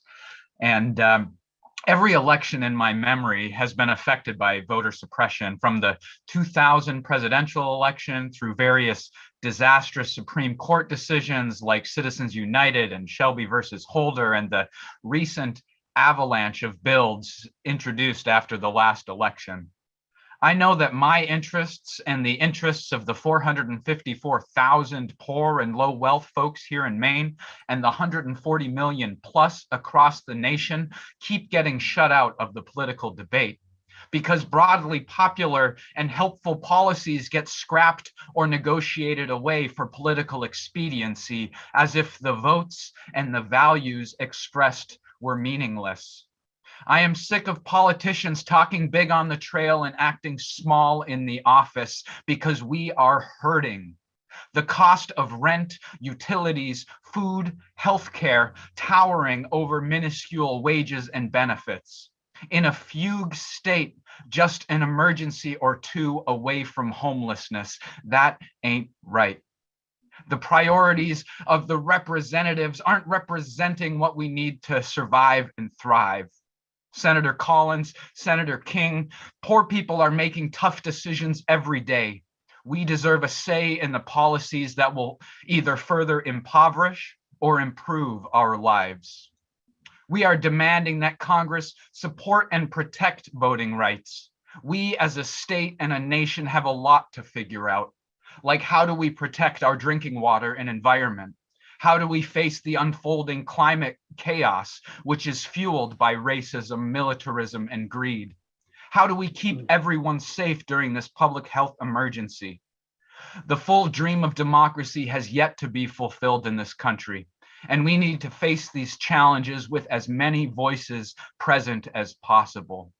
To that end, I will be organizing towards a mass low-wage workers' assembly and moral march in Washington, D.C. this June 18th, because somebody's been hurting our family, and it's gone on far too long, and we won't be silent anymore. Amen, Josh. Thank you. Thank you, Maine, for holding it down, the anchor of the Northeast. We're going to move just down the road to New Jersey. And Brother Mark Lesko, if you could come forward now. Hi, I'm Mark Lesko from Highland Park, New Jersey. We're talking about voting rights. Interesting, because in the United States, voting has not been treated as a right. It's been treated as a privilege historically. And in a time where we should be going in the opposite direction, we still have gerrymandering. We're still taking away, a lot of states are taking away polling places and making it more difficult for people to vote. We've talked about people of color, women were formerly not allowed to vote. They're discouraging low-income people from being allowed to vote. And in my opinion, every citizen of the United States should be able to vote, no exceptions. I also think the voter age should be lowered because the youth are sort of spearheading a lot of our projects at this point. But that's my opinion. And one topic that almost no one discusses is accessibility to voting for disabled individuals, not just people in wheelchairs per se who have physical disabilities, but also the blind and people who can't read voting machines or mail-in ballots, people with anxiety and other mental illnesses who might have a hard time figuring out voting or figuring out what to do. They need support. And there doesn't seem to be, there should be a national support system for anyone with any disability to be able to have accessibility to voting. So every citizen should be able to vote. And sorry, I lost my train of thought there. But we need to really push to make it so everyone can vote and there is no voter suppression. Also, ballots, mail-in ballots not being counted sometimes. They found stores of mail-in ballots that weren't counted. And there's no reason for it not to happen, except that the politicians fear that if the people voted, the people would have a say and we would be able to run our own government as it was designed to be. So forward together, not one step back. One step back. Thank you. Let's go. Thank you for bringing it from New Jersey. Now we're moving to the middle of our country for Illinois. We're going to hear from Shauna East and then Reverend Dr. Larita Rice Barnes. Please come now. Good morning, fellow freedom fighters. Can you hear me? We can hear you. Awesome. Thank you. I'm so happy to be with you today. My name's Shauna East. I'm a member of the Illinois Poor People's Campaign Coordinating Committee. I'm here to talk today about what happens when democracy is subverted, whether it be through voter suppression, lack of accessibility to the vote, or voter disenfranchisement. Here's the injection I need to take once a week in order to stay alive. This one injection costs $2,500. That turns out to be $130,000 per year for one medicine. Let that sink in. $130,000 per year for one medicine, not for rent or for mortgage, your electric bill, gas bill, groceries, none of that. Just one medicine. This little piece of plastic with a few drops of liquid in it. I want everyone to think for a moment about whether there's anyone, no matter how much money they make in your life, who could afford to pay $130,000 per year for a single prescription, because I don't know anyone who could. Now, I went to college. I was the first person in my family to earn a college degree. I recently bought my first home. I'm the first person in my entire family to own a home. I work 2 jobs. I take care of my dad, people around me. I have full benefits through my employer. This is the American dream, right? Yet I would have to earn over 2 to 3 times what I currently earn working 2 jobs a year for this one medicine. How can something like this be possible in the richest country in the world? It's possible because our representatives represent their corporate donors, including Big Pharma, and not the people. They do this by making sure we can't organize, we can't rise up, and we can't vote. There has been immense public outcry for lower drug prices, no matter what someone's party is. But our lawmakers have allowed this market to go completely unchecked. And as a result, each month I have to contact the pharmaceutical company that manufactures the injection to beg them to add money to my coupon card so I can live. I have to rely on the good graces of the very corporation pouring their money into our electoral process, the corporation doing the price gouging to help me out for just one more month. And I don't think there is one bit, and please don't think there's one bad party and one good party on the issue of voting rights. I live in a blue state, Illinois, that has some of the most gerrymandered districts in the country. In 2020, I served on the DNC Rules Committee, and I proposed a resolution to the Democratic Party charter that would have made primary elections more democratic, that would have expanded accessibility and mail-in voting. It was soundly defeated by Democrats with a vote of 147 noes to only 18 yes. This was a vote on expanding mail-in voting during a pandemic, mind you. Wow. Those in power will always twist the rules to benefit themselves unless we hold them, all of them, accountable. We need to pass voting rights now, the people's voting rights agenda, not the agenda of one party or another, because our lives literally depend on it. Thank you. Thank you, Shauna.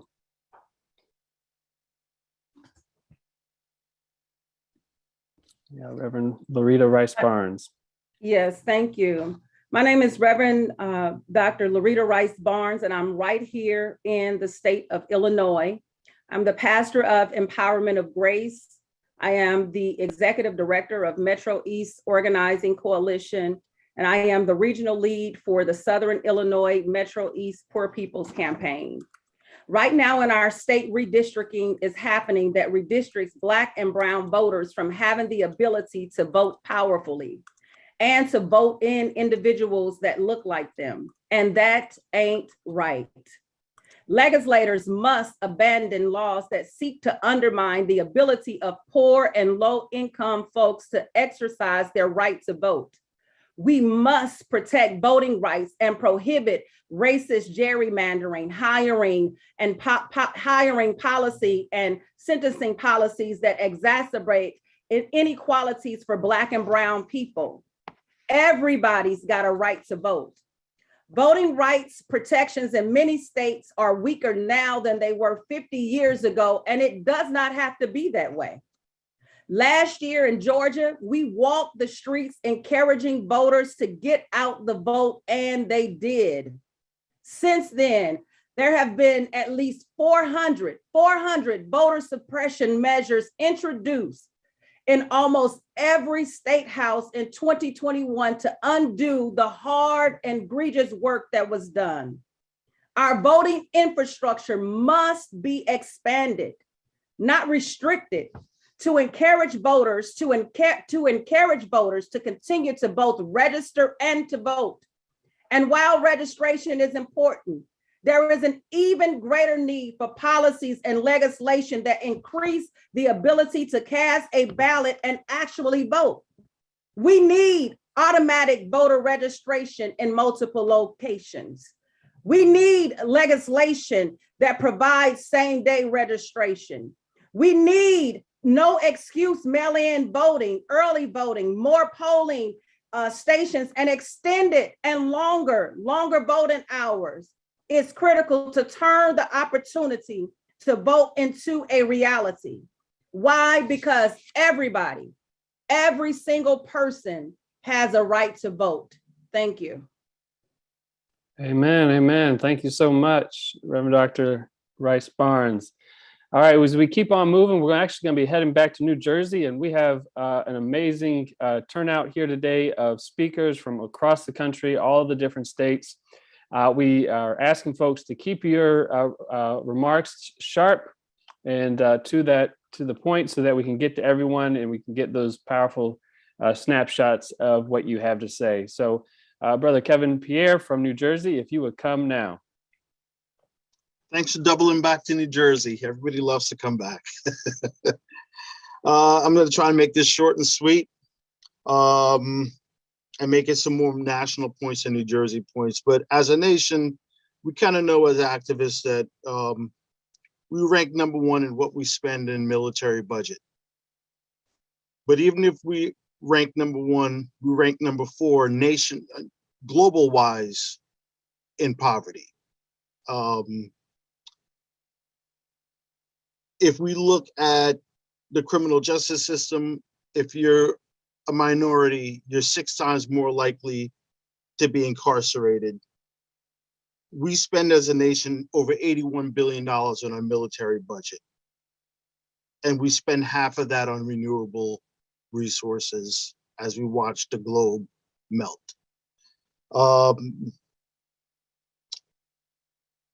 Voter turnout during the last election was 55.7%. That's the highest turnout I've ever seen in my entire life. And it's because we made a system where we said, look, let's try to get as many people as we can to vote. And we were fired up, we were hungry, and we wanted to see some change. And people showed up. More than half of everybody that was registered to vote showed up. And after that, now we're starting to see more gerrymandering. We're starting to see more restrictions. We're starting to see states try to mitigate people's right to vote. And that goes against particular individuals' fight, which I very much respect historically, John Lewis. John Lewis, as a civilian, put himself on the line and put his life on the line and made himself into a symbol nationwide to make sure that we were put on a path to equality for a right to vote. And that bill in 1965 is still being fought for today. So if we're still fighting for that bill today, have we ever really had full access to the right to vote? We have to fight for it tooth and nail every single year, every single election. And we are coming up to the midterms right now. And I'm not going to start going after certain politicians. We got 2 people really holding back the wheels of justice right now and moving forward with a 60-40 instead of a 50-50, 50+1. And if that's a policy, if that's the way we're going to start grinding down the wheels of democracy, then how much more fighting do we have to do to reach equality? That's right, Brother Kevin. We appreciate it. That's a lot of fighting we got to do. We got to do a lot of fighting. Thank you, Brother Kevin. We're going to have to keep on moving through the states to get through, but we appreciate you and fighting in New Jersey. And we're going to bring up now from the state of New York, Brother Jamel Coy Hudson. Jamel, are you here with us? I am, sir. Assalamu alaikum wa rahmatullahi wa barakatuh. Peace be upon you and God's mercy and blessings, members of this beloved community. My name is Jamel Coy Hudson. I'm a tri-chair of the New York State Poor People's Campaign and National Call for Moral Revival, and members of the New York State Coordinating Committee, members of the New York State PPC, and poor people across the state of New York demand Congress does more. Congress must pass the John Lewis Voting Rights Act, must pass Build Back Better, and end this coward filibuster, and do more to protect voting rights and economic justice for its citizens. 45% of people in New York are poor or low income. It's a total of 8.6 million residents. And the COVID-19 pandemic continues to cause us all to live in fear of job loss, sickness, death. And it's time out for playing games. Too many lies have been told, lies about election integrity. Just tell the truth. Congress must do more. New Yorkers are calling on our elected officials, Chuck Schumer, Kirsten Gillibrand. Which side are you on? Because the New York State PPC is on the freedom side, and we're going to continue to resist injustice and organize and struggle and build and teach and vote. And you will see New York, inshallah, June 18th, marching on Washington and to the polls to make the declaration to this nation that we are more than a moment. We are a movement, and our deadline is victory. Forward together, not one step back. Assalamu alaikum. Alaikum salam. Thank you, Jamel. Not one step back. I'm going to bring on a longtime freedom fighter in New York with the PPC, Reverend Wes Mcneil. Please come now. Good morning. My name is Reverend Wes Mcneil. I use the pronouns they, them, and I'm joining you all from Schenectady, New York, where I am also a tri-chair of the New York State Poor People's Campaign. New York has this reputation for being progressive, but in fact, our state has lagged behind in making voting accessible. Until 2020, we had no early voting at all, no online voter registration, and a notoriously confusing primary process that drove down turnout. We still don't have same-day registration. We still don't have no excuse absentee voting. And there are tens of thousands of New Yorkers who are incarcerated or on parole who are denied the right to vote. And we've had to fight both parties in our state to expand access to voting because politicians on both sides know that the ballot box is a tool that we can wield to force our agenda and take away their power. And we can't let that tool be stolen from us. We cannot and will not let extremists subvert election results and take away our right to vote. We won't let President Biden or my senator, Majority Leader Schumer, hide behind Senators Manchin and Sinema or make excuses for why they can't do what they were elected to do. Monday is their deadline, not ours, and we demand that they do more and push harder because the stakes are just too high. As a member of the queer and trans community, I know that our rights and well-being are under threat. Anti-trans legislation is at the top of the agenda when extremists take power, and the rhetoric they use is increasing vigilante violence against us, especially Black trans women and other queer and trans people of color. As a parent, I know that the attack on voting rights and our democracy is an attack on our children's futures. And as a faith leader and a member of this moral fusion movement, I know that this tool of voting is a critical one to be able to achieve our whole agenda, to lift from the bottom so that everybody rises and everybody has the right to live. And so we have to keep fighting and we will keep fighting. Thank you. Thank you, Reverend West. Thank you so much from New York. We're now going to Ohio to Julie Boecker and then Monica Hamrick. And you will charge my mind and not my heart if I don't have your name right, but we'll get it right soon. Hey, Rob, how you doing? Hey, Bishop. Welcome back. Great. I'm watching people are texting me from all over the country. I want to make sure those two that they're calling these names that bring your energy up just a little bit, because we got the most powerful people in the world of folk that are speaking this morning. And one want to take 1 second. Can you bring that video back up, the promo? I've got people want to see it. They're called texting from around the country. And if you would bring it up, we're going to take just a breather here. And also, while we are on, we need you all to be sending it out. If you got, if you can do 100 people on your email, send it out to 100 people right now. If you can do 10 people on your phone, send it out and then ask them to send it to 10, send them to 10. That's how you build movement. That's how you build movement. And this is powerful. Y'all look good. Some of you can tell you don't do too well on Saturday mornings. It's early in the morning. Y'all used to, I can see it. You look at some of the workers, some of the staff. Y'all normally get up about 6 o'clock in the afternoon on Saturday. Lord have a good time for that. Get your hot coffee. Put it right over your face and breathe into the fresh right on up. Pop that in real quick, the promo.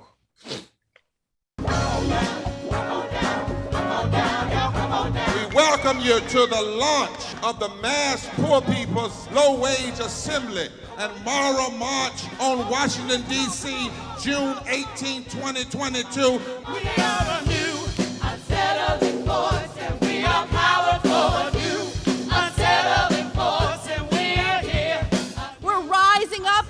demonstrate the compelling power that we, poor and low-income people, have to reconstruct society from the bottom up.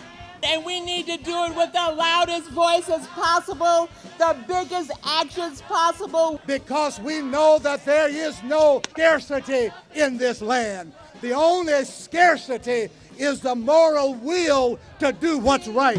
Hold on,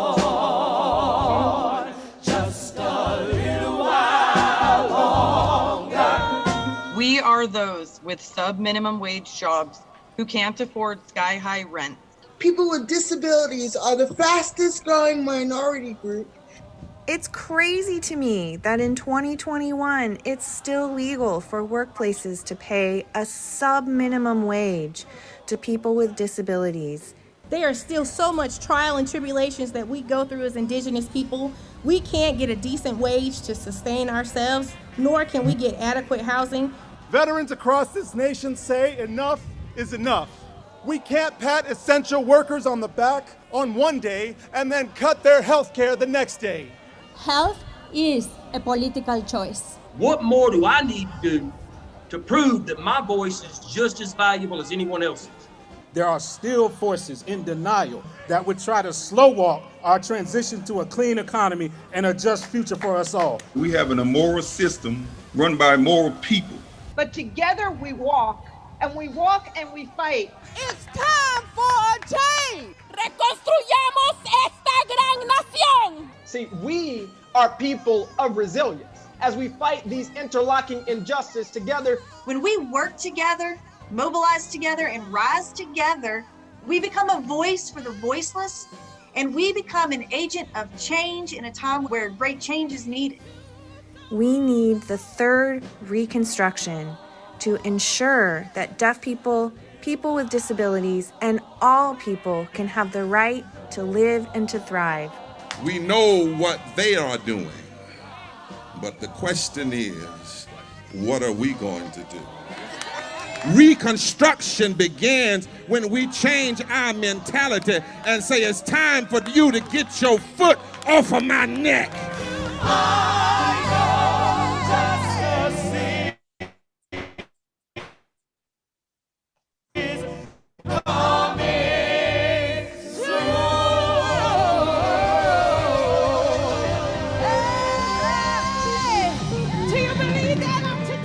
America, if you're hearing this vigil, if you're seeing the promos, if you were at the press conference, you're getting just a taste of what you're going to see on June 18th and the real moral authority and voices that you're going to hear. And did you all hear that? The Reconstruction doesn't get when we beg the government to help us. We're trying to save the country for them too. They don't even know it yet. But when we, write the plan, it's when we decide and get that attitude, you have to get your foot off of my neck. I just can't take this anymore now. I'm not, and because there's a point that when somebody puts their foot on your neck, it's their fault. But if we let it stay there so long without rising up, then it becomes our fault. After a long train of abuses, it is the duty of the people to throw off such government whenever that government is not doing life, liberty, and the pursuit. And it ain't about insurrection. Throwing off from our perspective is not about that. It is about transformation and reconstruction rooted in love, justice, truth, and peace. Now, we're a little bit off on time, but that's going to happen. When you do this, I understand that folk get so excited. I understand it all the time. I had a granddad at one time preached a preached a sermon, closed it 5 times. Had to take an intermission in the middle of the sermon because he got so happy. So we get all of that. But as we move, let's try to make sure we do each person about 2.5 minutes. If we got 2 from the state, if one person, you can take the 5 minutes. You don't have to from your state. And in fact, if there's only one person, we appreciate it if you would take the 2.5 instead of the 5. And then there's Rob, if we could, and the team, in about an hour when we get, where are we? What at the top of the time? What's the time we're at? Somebody give me a time. 11. If we're at 11 o'clock, at about 11:30, There's a song we did. The guy did it up under the tent in 2020. What is it, Yara? No, it wasn't 2020. It was 20. When we lift from the bottom. That is. Somebody say that one more time. When we lift from the bottom, everybody rises. So at 11:30, which is as we move toward 12, we're gonna be a little bit after 12, but let's play that and lift from the bottom. And if you have to go, remember this. This is why we got redundancy. This is why we have a team and not an I. This is a it. It's not a it. It was just an I. This is a team. So it's got TEAM. There's no I in team. We got enough people. If you got to go, let somebody know and they can take over. But we'll be here until we stop rolling this vigil, and it's being pushed out everywhere. So whoever's next up is going to be calling these names and encouraging people to come on. And then finally, write some notes down, y'all, because God knows, listen, I was on a little bit and I heard about 5 new phrases and sermons and stuff. You know, next week, I'm going to ask you for all the new slogans you heard at the press conference. And at this, I'm telling you in advance, I'm going to ask you, how many did you grab? How many phrases did you pick up on? Because this is the moral voice. This is the authority. And faith comes by hearing, Casimir, right? And hearing by the word of God. And we know that the power of life and death is in the tongue. Now, y'all give Casimir a little hand, because you know it's about 3 a.m. in the morning in California. And she was out partying last night. So you know, it's just terrible, y'all. But anyway, have a little joy in what you do. But let folk know that when we laugh, we laugh on our own terms. We don't laugh when ain't nothing funny. And we don't scratch when we don't have an itch, and we don't bow when we're not trying to pick nothing up, and we do not cry when you tell us to cry. We are our own people, and we are serious about the transformation of this nation. I'm gonna let y'all take it from here. Hi, I'm Danielle Holmes, National Organizer with Repairs of the Breach and Poor People's Campaign. As we move this powerful prayer vigil along, we beseech our Congress by the mercies of the living God that they will hear the voices of the 104 million poor and low wealth across this country. Next up, we will have Julie Boecker and Monica Hamrick from Ohio. Good morning, everyone. Thank you so much for having us all here today. My name is Julie, and I'm one of the tri-chairs for the Ohio Poor People's Campaign. I come to you today from rural Ashtabula, the largest county in Ohio, with a decline in population in the last 10 years of 4.79%, almost 5%. Our governor claims Ohio is progressive. Ohio is not a progressive state or a welcoming state for Black or brown people, females, LGBTQ folks, or people who want clean air and water. And we're currently fighting our gerrymandered maps with 3 lawsuits. But on January 12th, the Ohio Supreme Court ruled that the state legislative maps be overturned as unconstitutional. And just yesterday, our state congressional maps were struck down as unconstitutional. But even with these rulings, Ohioans still have to fight the Ohio legislature over extreme bills like HB 387, which if passed includes a whole host of extreme provisions and that will take Ohio backwards. These power plays have been going on for years in Ohio, making it more and more difficult for folks to vote.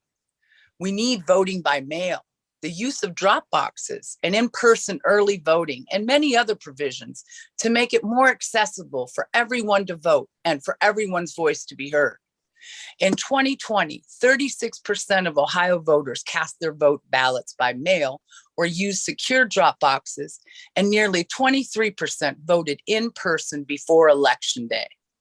Now, prosperity and justice go hand in hand rather than being in opposition to one another. We need to end the filibuster, pass the Voting Rights Advancement Act, and pass the For the People's Act. Our deadline is victory. Forward together, not one step back. My goodness, let me interrupt here just a second, Danielle. Can somebody clip that for me and send that to me in a video? Let me tell you, you just framed, Julie, I bet y'all were told you weren't going to win. You couldn't win. Then you wanted the state, but then you said that didn't end our battle. Y'all are not jumping up, running around saying, "Oh, we can go home and sit down." You've got other pieces, and the framing of how the battles that are still yet ahead. that is part, and this is what I'm hearing, and people are telling me all over the country. You all are the most powerful, and we've been trying to tell the president, and then he should have a long time ago. We asked him, we begged him. I want y'all to know to meet with a group of people from the campaign and moral leaders, and then to turn the mic over to you. We begged his handlers ever since January, and they still haven't done it. And we're working on that, but we're not going to not speak just because they don't do it. But this is the kind of speech and voice and power that could shift the whole debate. So y'all just don't even worry about whether or not what's going to happen Monday or Tuesday.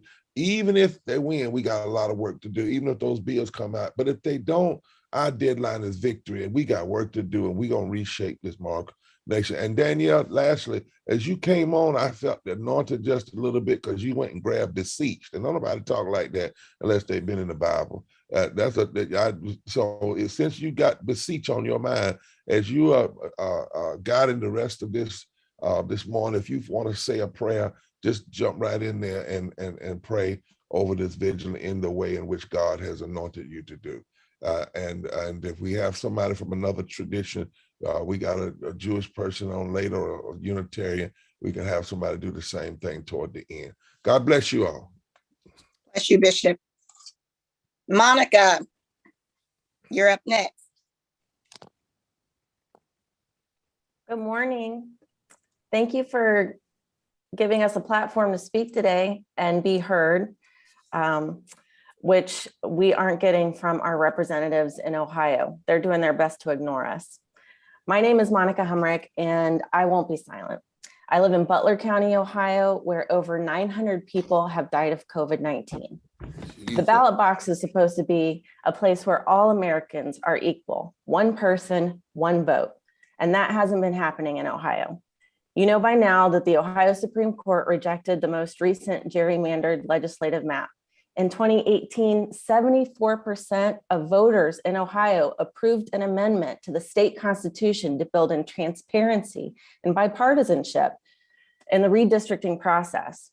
This fall, public hearings were held to gather input as was written in the amendment.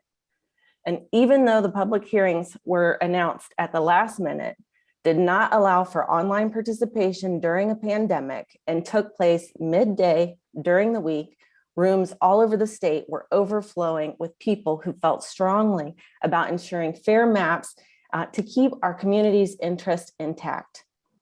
Elected politicians ignored their constituents, they ignored the public submissions, and they ignored the Ohio Constitution to try and weasel their gerrymandered map through once again.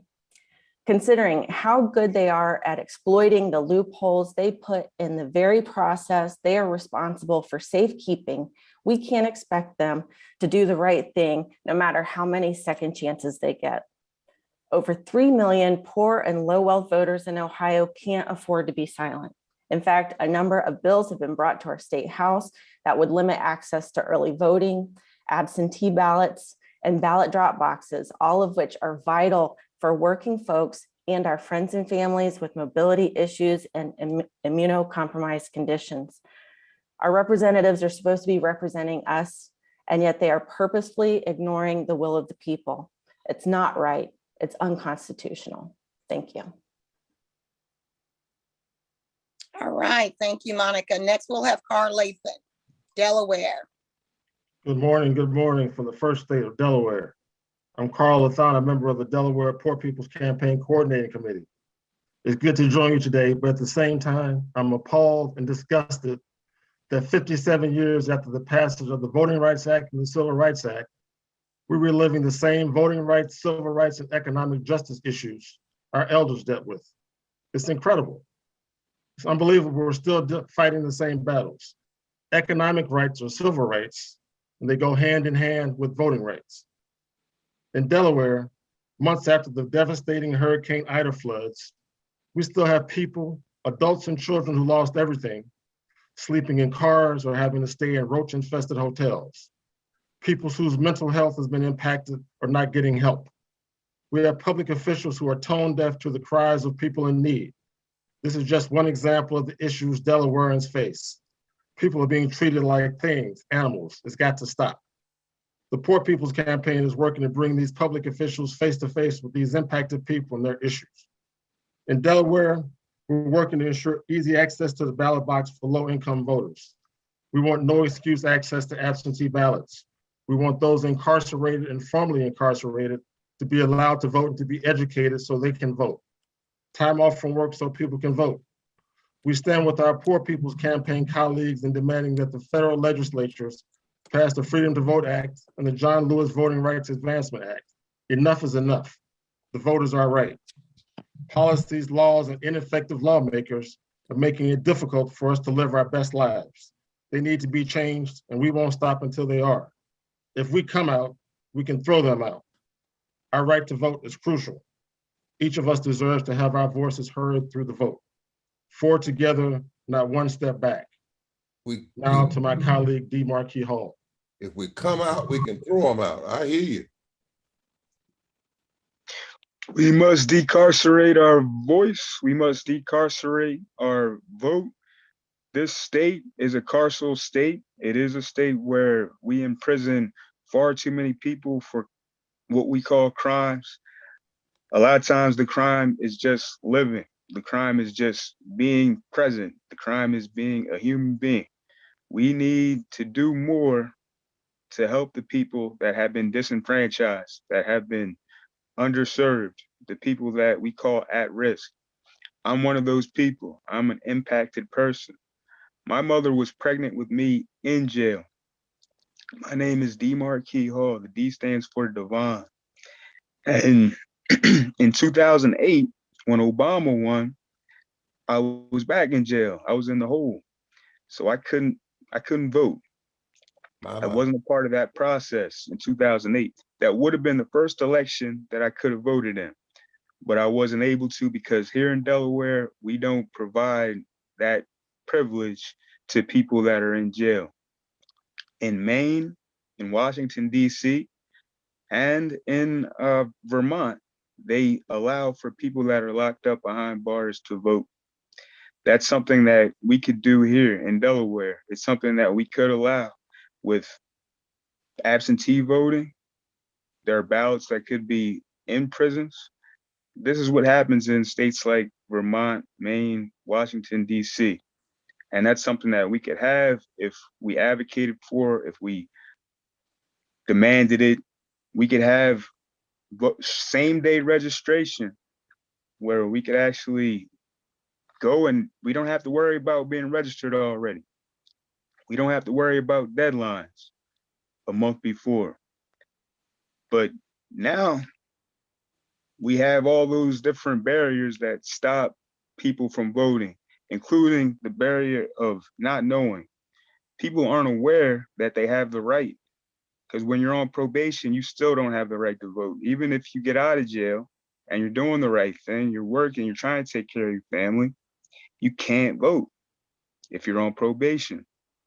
They say that felons, people that are convicted for felonies, I don't like using that term felons, but people that have been convicted for felony charges cannot vote. People think that they can still, because you don't get a packet when you get out of jail that says, yeah, you can vote now. There's no packet, there's no knowledge of that. Since 2016, when you get out wrap of jail, just a little bit, Devon, we get the time frame, because what you're saying is so today, powerful. if you don't know, one more thing, Reverend Barber, today, there you go. It's Dr. King's birthday, and he would have been 93 today if he wasn't assassinated. And it's horrible that we still have all these different things that are stopping us from doing what it is that we should be able to do, that he fought for us to be able to do. That phrase you said, brother, decarcerate our vote. Decarcerate. I'll never forget it as long as I'm living. Thank you for that. Danielle. Yes, next we'll have Vivian Henry and T. Michael Rock, Minnesota. Hi, my name is Vivian Henry, and I'm one of the tri-chairs of the Minnesota Poor People's Campaign. I'm part of the 140 million plus Americans who currently live in poverty and low wealth in America. This includes 33% of Minnesotans, approximately 1.8 million. This is almost half of this nation lives in poverty or low wealth in the so-called greatest nation in the world. With restricted or no voting rights, I will not have the opportunity to fight back against unjust laws and policies, such as $203 state general assistance in Minnesota for single adults. Along with food stamps, who can live on $203 per month in 2022? That's more like 1902. At least 19 states have enacted laws to restrict voting rights. This is a power grab in our democracy in favor of fascist authoritarian rule, which would affect everyone, well, except for the top 1% and the wealthy. The original Poor People's Campaign started in 1968 by Martin Luther King Jr. to fight back against the three evils in society: poverty, racism, and militarism, all of which are tied to voting rights. Today would have been his Martin Luther King Jr.'s 93rd birthday. The fierce urgency of now in 2022 is to non-violently fight back to protect our right to vote, not just for African Americans, but for every American. Our democracy is on the verge. Oops. We welcome you to the launch of the Mass Poor People's Low Wage Assembly. Our democracy is on the verge of permanently ending. It's up to every American to take nonviolent action to save it. Let's give us a second. We'll get the technology. I've learned in the past 5 years that democracy isn't a spectator sport. Along with the poor. Hold on 1 second. Hold on 1 second. We'll give somebody the technology. You didn't click anything. All right, team. I need the tech folk talking to us. Is something going on? Not that I can't see who it is. Let's check around and see what's going on. Make sure you didn't hit anything on your computer. Will to do what's right. That's just a little glitch. I can see Miss Vivian. What? Somewhere on your computer. Coming from you. It's coming from your computer, Miss Vivian. Is it me? Yes, ma'am. People with disabilities are the fastest. That's all right, though. It's just things happen. Oh, sorry. Do you have another window open? Yeah.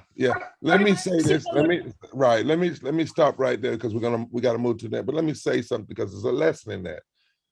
When that started happening, and she continued to talk, I jumped in and said, no, we stop and we figure out what's going on. Tech team, that's what we do. We get on and we say, hold on, let's figure this out. Because that's the problem in America. They just they're going. They don't stop. And they don't stop. They keep saying the same thing. So we model everything. We ought to get on nerves. Some things are going to happen. And so we stop. Somebody says, hold on. We contact, we figure it out either on our end or on the other end. Your message was extraordinarily powerful this morning, and we thank you for all we see you two got right behind you. Rise up for the third reconstruction. Did you have one sentence you wanted to conclude with? Along with the Poor People's Campaign, I'll continue to fight as I want to keep my rights and freedoms in the USA. This includes the right to nonviolently protest against unjust laws and policies. In 2021, the Poor People's Campaign gave me the tremendous opportunity to protest and march in Washington, D.C. This included getting arrested 2 times in the fight to save our democracy. Which side are you on, democracy or autocracy? Autocracy. Choose wisely. Wow. Thank you so much. Thank you so much for that. I do want to say this and drop it in, and I really am this time. As we are talking today, we are remembering that Martin King's birthday is today. But I want you also to know that it was, and we need to say this every time we're talking, because we want to go against popular history. It was the welfare rights women that went to Dr. King, women fighting poverty, and said to him, we need to do a poor people's campaign. Also, part of what was going on with the campaign was to finish what had started in '63, but some organizations had blocked it. So March on Washington had an economic agenda, and it was supposed to be more focused and critical. And they were even supposed to be mass nonviolent civil disobedience. You also had Cesar Chavez, and there's a whole group. We'll send that to you all. But we have to always remember that, because the popular history, even today, they want to make it as though it was one great person or one person, when in fact, it was a movement that poor and low wealth people called for themselves and had been working for in themselves. So we want to mention that as we are laying out this history and teaching the nation and pushing forward. Thank you so much. We're going to continue now to go on with the rest of our people. Thank you, Reverend Barber. This is T. Michael Rock from Minnesota. I'm one of the people on the coordinating committee here, and I'm so energized by all of your experience today and all the different things that are happening around the country. Here in Minnesota, this is Dakota land. This is an Anishinaabe land. This is land that has long been used and abused by white settlers. And so here we are in the midst of this solidarity movement, deeply listening to all the needs and of the folks around the country, around the world. Minnesota is often lifted up as the most aggressive voting rights state in the country. We have more people that vote in Minnesota percentage-wise than any other state in the union. We've been doing that for the last 40, 50 years. However, that's mostly the white folks. Poor immigrant and indigenous people do not get a chance to get to the ballot box in the same way. Folks who are working more jobs and not able to make that happen. We can do better. We can always do better. We are in a movement together to move forward and not one step back. Move forward and not one step back, because everybody's got a right to live. Everybody's got a right to vote. We are in this together.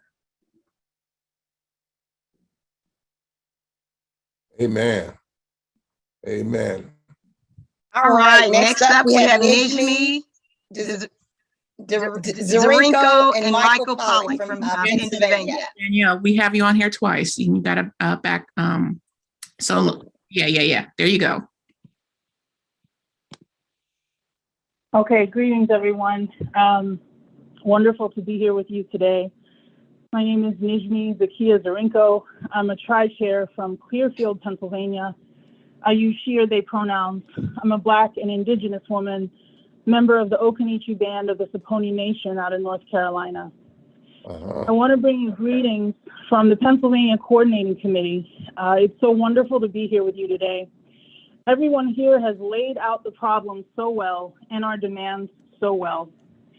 As we lift up Dr. King and the welfare rights movement, I want to quote King when he said, "There are millions of poor people in this country with little or nothing to lose. If they can be helped to take action together, they will do so with a freedom and a power that will be a new and unsettling force in our complacent national life." We are that new and unsettling force. We are that sleeping giant. With the struggles coming up ahead of us, I want to remind us of what we have accomplished. In 2020, voters turned out at the highest level in 100 years. We were part of that. All of you here were an important part of that, and I'm very proud of the work that we did with the PA Poor People's Campaign, a national call for moral revival. We trained hundreds of poll monitors, and we contacted over 300,000 poor and low-income voters. There were over 3 million poor and low-income voters in PA, accounting for over 34% of the total votes in the state. White low-income voters accounted for over 27% of the total votes in the state. Black low-income voters accounted for 4.5%, and Hispanic voters another 1.3%. It's nice to have facts and statistics. It's nice to have a handle on the problem, but we also have to focus on building the clarity, commitment, competence, and connectedness of the 140 million poor and low-income people in this country. Pulling from the Waking the Sleeping Giant report, the composition of low-income voters in the battleground states suggests that multiracial political coalitions, including white, Black, and Hispanic low-income voters, are necessary to organize this vast segment of the electorate. We must organize, organize, organize. If we organize a mass, politically independent force of poor and dispossessed people in every county, every city, small town, suburb, and rural area across this country, if we build this base of 140 million people, bringing them into the Poor People's Campaign and the organizations of the campaign, we can not only impact elections, but we can change what is politically possible in this country. And everything that everyone is saying here today makes clear why it is necessary to do that. And finally, I want to say that 11 million Americans currently have no pathway to citizenship, so are also denied a pathway to any voting rights now or ever in the future. This is why there must be a pathway to citizenship for all Americans who are disenfranchised, despite producing immense wealth for American industries and corporations. We are a sleeping giant, and we are waking up. This Congress is hurting our people, and we won't be silent anymore. See you all on June 18th. Powerful. Mark Pollack, Hello, everybody. Pennsylvania. Shabbat Shalom. I am Rabbi Michael Pollack from Philadelphia. Nijmi, it's always great to hear you, and I'm looking forward to visiting you out in Clearfield soon. Miss you in Philly. About 1700 years ago, the rabbis of the Talmud told a story about Alexander the Great. I'd like to tell you that story this morning. Alexander the Great once sat by a stream, and a very pleasant smell overwhelmed him, and he followed that smell up the stream until he arrived at the gates of the Garden of Eden. And he demanded at the gates of Eden that he be let in. But the guardians of Eden said, "This is the gate of God, only the righteous may enter, and you are not righteous." Alexander said, "At least give me something so I can show people that I was here." And an eyeball was given to Alexander, and he took the eyeball and he put it on a scale to weigh it. And on the other side of the scale, he put gold, and he put the eyeball on the other side, and the eyeball was heavier. So he added more gold to the other side of the scale, and more silver and more jewels, but the eyeball was still heavier. And so he went to the rabbis and he said, "What does this mean?" And they told him, "Your eye is never satisfied, no matter how much you take. As it says in Proverbs chapter 27, death and destruction are never satisfied." Our endless greed for gold and power keeps us out of Eden. Our hunger for power must give way to voting rights and democracy, because the path to paradise is not greed and violence, it is love and democracy. In Pennsylvania, we have a 23-point money out, people in state level policy platform that would create a democracy in Pennsylvania. And if this federal voting rights bill passes, it would check off about 6 policies from our state platform. Because we need a federal intervention. We need federal action to get automatic voter registration, same-day registration, early voting, exposure of dark money, the expansion and strengthening of vote by mail, and independent redistricting in Pennsylvania. Our gerrymandering problem in PA is so bad and expansive that in 9 days, our legislature is going to try to gerrymander our state Supreme Court. They're not just gerrymandering the legislative branch, they're going after the judicial branch. I actually just got back from DC. I was there with the hunger striking kids from Arizona. And as the senator from Arizona walked into the Senate on Thursday, she scowled at us.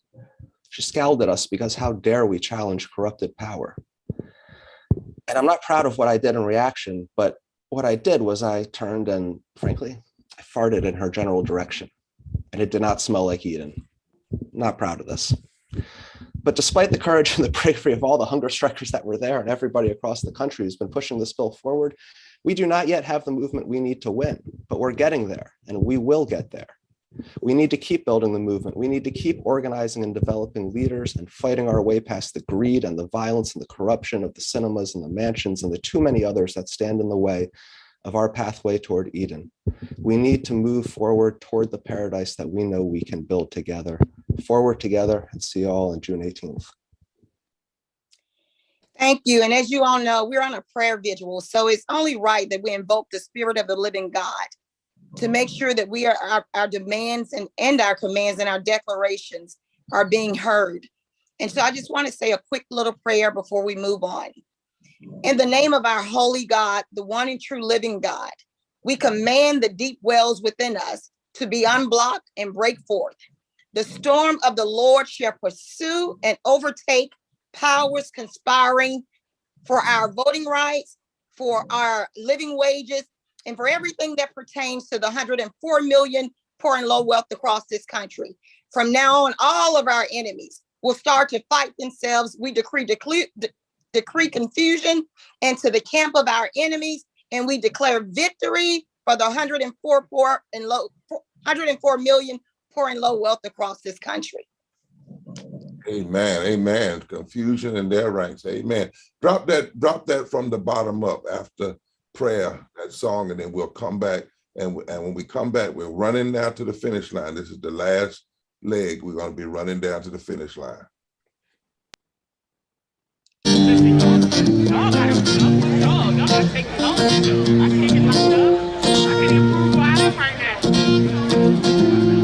We have come to liberate you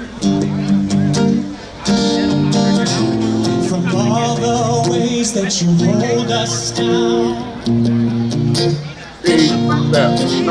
When you heard me, not the right one. Steve, that's not the right one. Let's keep going. We'll come back to the quarter till. It's the one that was under the tent. That's not the right one. I want to make sure it's because the one that I'm asking for had a certain message in it. It's the one that was done in the tent. Next speakers. Pamela Walker Dawson and Gina Favors from Michigan. Good afternoon. This is Pamela Walker Dawson. I am on the coordinating cabinet for Michigan Poor People's Campaign. Michigan got a step in justice for allowing a frivolous lawsuit in December 2021. I have been an election official for the last 25 plus years. During this time, I have helped working 15 to 20 hours sometime during the election day. I help people. We help we just help people. I also am on the Detroit People's Platform Committee. And doing that, we do door knocking. We call our legislation. We text. Again, we do a door knocking. Education and organizing is very important. Together, forward together, now one step back. Thank you. Gina Favors. Hey everyone, I'm Gina Favors from the Poor People's Campaign here in Detroit, and I am also a United States Postal Service retiree. 2 years ago, postal workers played a critical role in the 2020 election, and it was carried out safely and securely via the mail. Even though Postmaster DeJoy tried to stop it, remove sorting machines and closed and slowed down delivery times, postal workers still came through and delivered for our country and for you. Excuse me. While here in Michigan, we passed no reason absentee voting and made it easier for folks to vote, we could be in danger now of losing that. So for the last 3 days, our union and joined with 57 other labor unions in calling in a call to action, calling senators to urge them to pass, the Freedom to Vote Act and the John R. Lewis Act. We know that while they are doing that, we can move on. So we're asking you, please call senators, urge them to pass these acts, because these two voting rights acts particularly can undo a lot of the voter suppression things that they have already started and move forward from there. So we're please asking you to please make those calls. I am in support. I thank you so much to the Poor People's Campaign for this opportunity. Thank you, Gina. Next up, we'll have Reverend Ari Douglas and Brittany Raymer from Wisconsin. Good morning. My name is Reverend Ari Douglas, they, them pronouns, Tri-Chair of the Wisconsin Poor People's Campaign and pastor of FCC DOC of Janesville, Wisconsin. Often we speak of clergy and the poor fighting alongside one another for the rights of all. For those of us who of varied faiths, it in part comes from a desire to live into what our scriptures and sages have pressed upon us in how to live. Yet often we forget that many clergy people are themselves, or rather I should say ourselves, struggling in poverty. My mother, an ordained minister as well, and father, who was an associate professor of religious studies, struggled to put food on the table. The home that we lived in for several years of my childhood only had running water and working plumbing about half the time. And I have clear memories of walking into my room and the plaster and paint from the ceiling falling on top of me. Following nationwide cutbacks in education, my father made the difficult decision to move from teaching to pursuing a law degree and career in legal services. Our financial situation did not change drastically overnight. Through most of my childhood, I thought it was normal for kids to have to fight off cockroaches to play with their toys. While my mother continued to minister to the poor and elderly, my father would fight for their rights in the courtroom. I felt that call to ministry following my senior year of college, and as an ordained minister, I have experienced the challenges of being underpaid and overworked while risking homelessness and co-parenting a son with autism.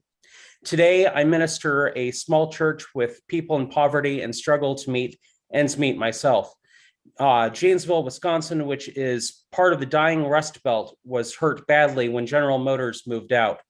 Many people were pushed into poverty and many more had to move due to their jobs being lost. To add to this hurt and frustration on part of the people in Wisconsin, we have seen some of the worst cases of gerrymandering in the United States. How else could the likes of Paul Ryan, Brian Stile, or Ron Johnson get elected in these areas? We must support every answer to fair redistricting and ways of giving a hand up, because we can't pull ourselves up by our bootstraps as long as corrupt politicians keep stealing our boots. For that reason, we must pass the Build Back Better plan, pass the For the People Act, pass the John Lewis Voting Rights Bill, and show up in DC en masse to demand our rights as people of faith, as low-income folk, as Americans. Come join us if you're low income. Come join us if you're a person of faith. Come join us if you're both. Come join us if you're none of the above. Because this is about people power. Everybody in, nobody out. My brother, I'm so glad that you mentioned today the For the People's Act and not the Freedom to Vote Act, because the For the People's Act is still legislation. The Steve Knight wrote something the other day and said all of us should be totally disgusted that you would take the bill that John Lewis wrote with others in his last breath and remove that and put the Freedom to Vote Act in, and then act like that's a better bill or that suffices what needs to happen. That is why we have to continue to push. And thank you for inviting all people to come, because it's not a day, it's a declaration. It's not a movement. What we're doing in June is to signal that from then forward, even up to then, we are intensifying our efforts, and we'll continue, because our deadline is victory. If we don't see it when we're living, we're gonna build the kind of movement that people can keep on when we're gone until they see it. But our deadline ultimately is victory. We don't do ceremonial politics. We do reconstruction political movements. Are we ready for from the bottom up, the right one? Do we have it? Yes. Do we have it? Yes, sir. All right, let's bring it up. And then after that, we'll be on the home.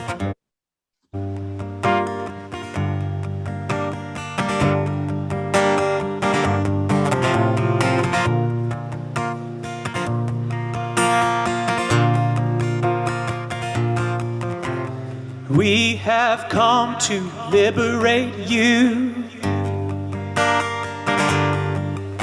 from all the ways that you hold us down.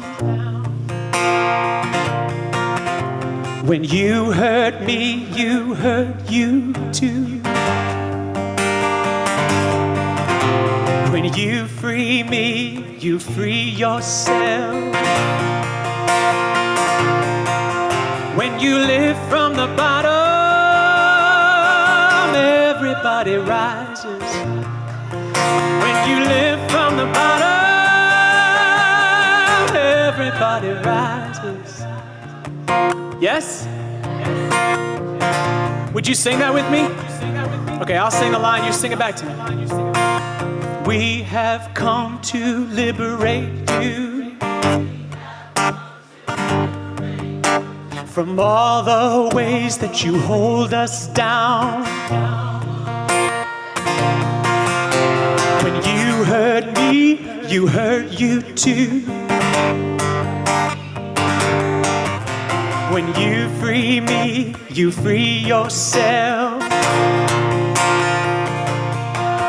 When you live from the bottom, everybody rises. Now you.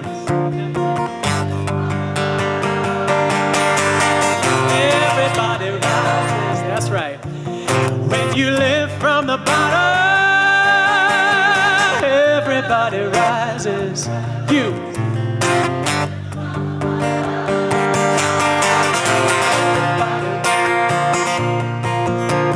Poor folk are the first to suffer in this war economy. But I'm your daughter, I'm your mother. We're a chosen family.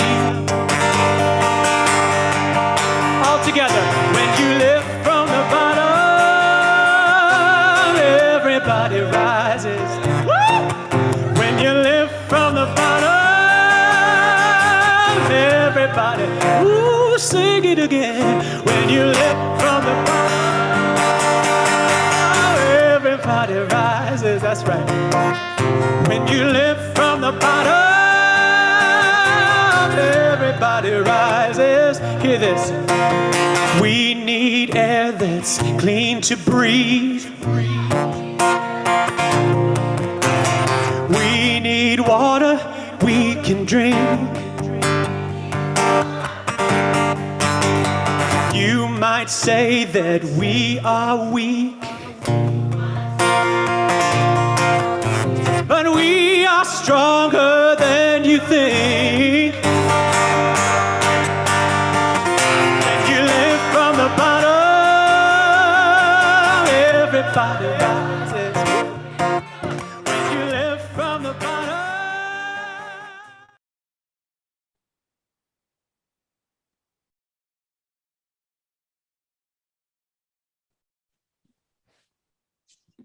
Yes, that's one of my favorite movement songs. When you lift from the bottom, everybody rises. Next up, we'll have Amy Tai from Massachusetts. Good morning, everyone. Daja Hao. My name is Amy Hao Gu Tai, or Dai Hao Gu in Mandarin Chinese, and I'm an immigrant, a settler, and a single mom. I grew up working with my family in Boston, Massachusetts, in our family print shop, and now live with my teenage son, my brother, and my mom in my childhood home. My greatest passion for almost all of my adult life has been fighting racism. Ever since I was a child, reciting the Pledge of Allegiance in school, I was aware that the final words, "with justice and liberty for all," was a false promise. The USA is the most powerful nation on this planet, and yet so many forget that it was literally built by the exploitation of enslaved Africans and the poor who came as indentured servants. An enormous portion of this nation's wealth came from the cotton, tobacco, and timber industries, all of which were produced by the blood, sweat, and tears of Black and brown people, indigenous people, and the poorest laborers. But now look at the statistics today. The gap between rich and poor is growing because of the disenfranchisement of the very people who built this country. Voter suppression is simply a direct extension of the laws that have perpetuated white supremacy since 1865, when enslaved people were supposedly freed. But the U.S. could not continue to grow and thrive without free labor. So laws were passed so there would always be a class of people who would be forced to work for nothing or close to nothing. So did freedom actually happen after the Civil War ended? Anyone who knows anything about racism in this country knows that it did not. The wealthy plantation class from the days of slavery simply go by a different name. They hide behind corporate brand names and transnational trademarks. And today, too many of the politicians in Washington, who are the pawns of the wealthy, continue to pass these laws that suppress voters' rights. We know full well that they do so to keep us, the poor people, disabled people, Black and brown people, indigenous people, powerless and unable to have our say in changing the way we manage our country's budget. Our right to vote empowers us to make change. This is why voter suppression is the key issue of our time. We must fight for our right to vote in order to transform our society from the bottom up. Forward together, not one step back. Thank you. Thank you. Brittany from Wisconsin. Thank you. Good morning. My name is Brittany Reamer. I'm a tri-chair for the Wisconsin Poor People's Campaign. I live in Wausau, Wisconsin. I grew up in poverty, raised by an amazing single dad who I watched struggle every single day, trying to do what he thought was the right thing. I remember times when I felt frustrated, embarrassed, and angry at him because I thought he was just making the wrong choices, and I knew that it would be different for me. But once I hit 17 or 18, I started to realize that this was not the case at all, and that the hardships I watched my dad endure were not self-inflicted. Now at 35 years old, I have spent all of my adult life working low-wage jobs. From the ages of 18 to 26, I worked in the service and hospitality industries, where most tipped positions are paid a sub-minimum wage. For several years, I held 2 jobs working 70+ hours per week while going to school full-time, and still barely made enough to cover my basic needs, let alone any type of emergency. And that was just for one person.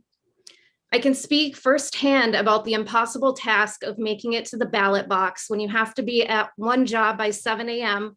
and once your shift is done, go straight to the next for another 8 hours. In the small city where I currently live, most of the population experience similar barriers and more. Many people rely on our already inadequate public transit, yet the buses stop running at 6:30 p.m., a full hour and a half before polling places close. Additionally, the routes do not come even close to the only DMV in the area, making attaining a valid ID extremely difficult, disproportionately affecting poor, low-income, elderly, and disabled community members. This part of the state is also very rural, so the internet is overpriced, unreliable, and all too often unavailable, which creates chaos and confusion when polling places are moved and last-minute changes are made, like we saw happen across the country in 2020.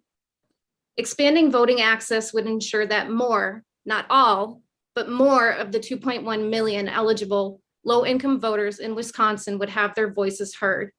And as Dr. King said, of the millions of poor and dispossessed in this country, if they can be helped to take action together, they will do so with a freedom and a power that will be a new, unsettling force in our complacent national life. Thank you.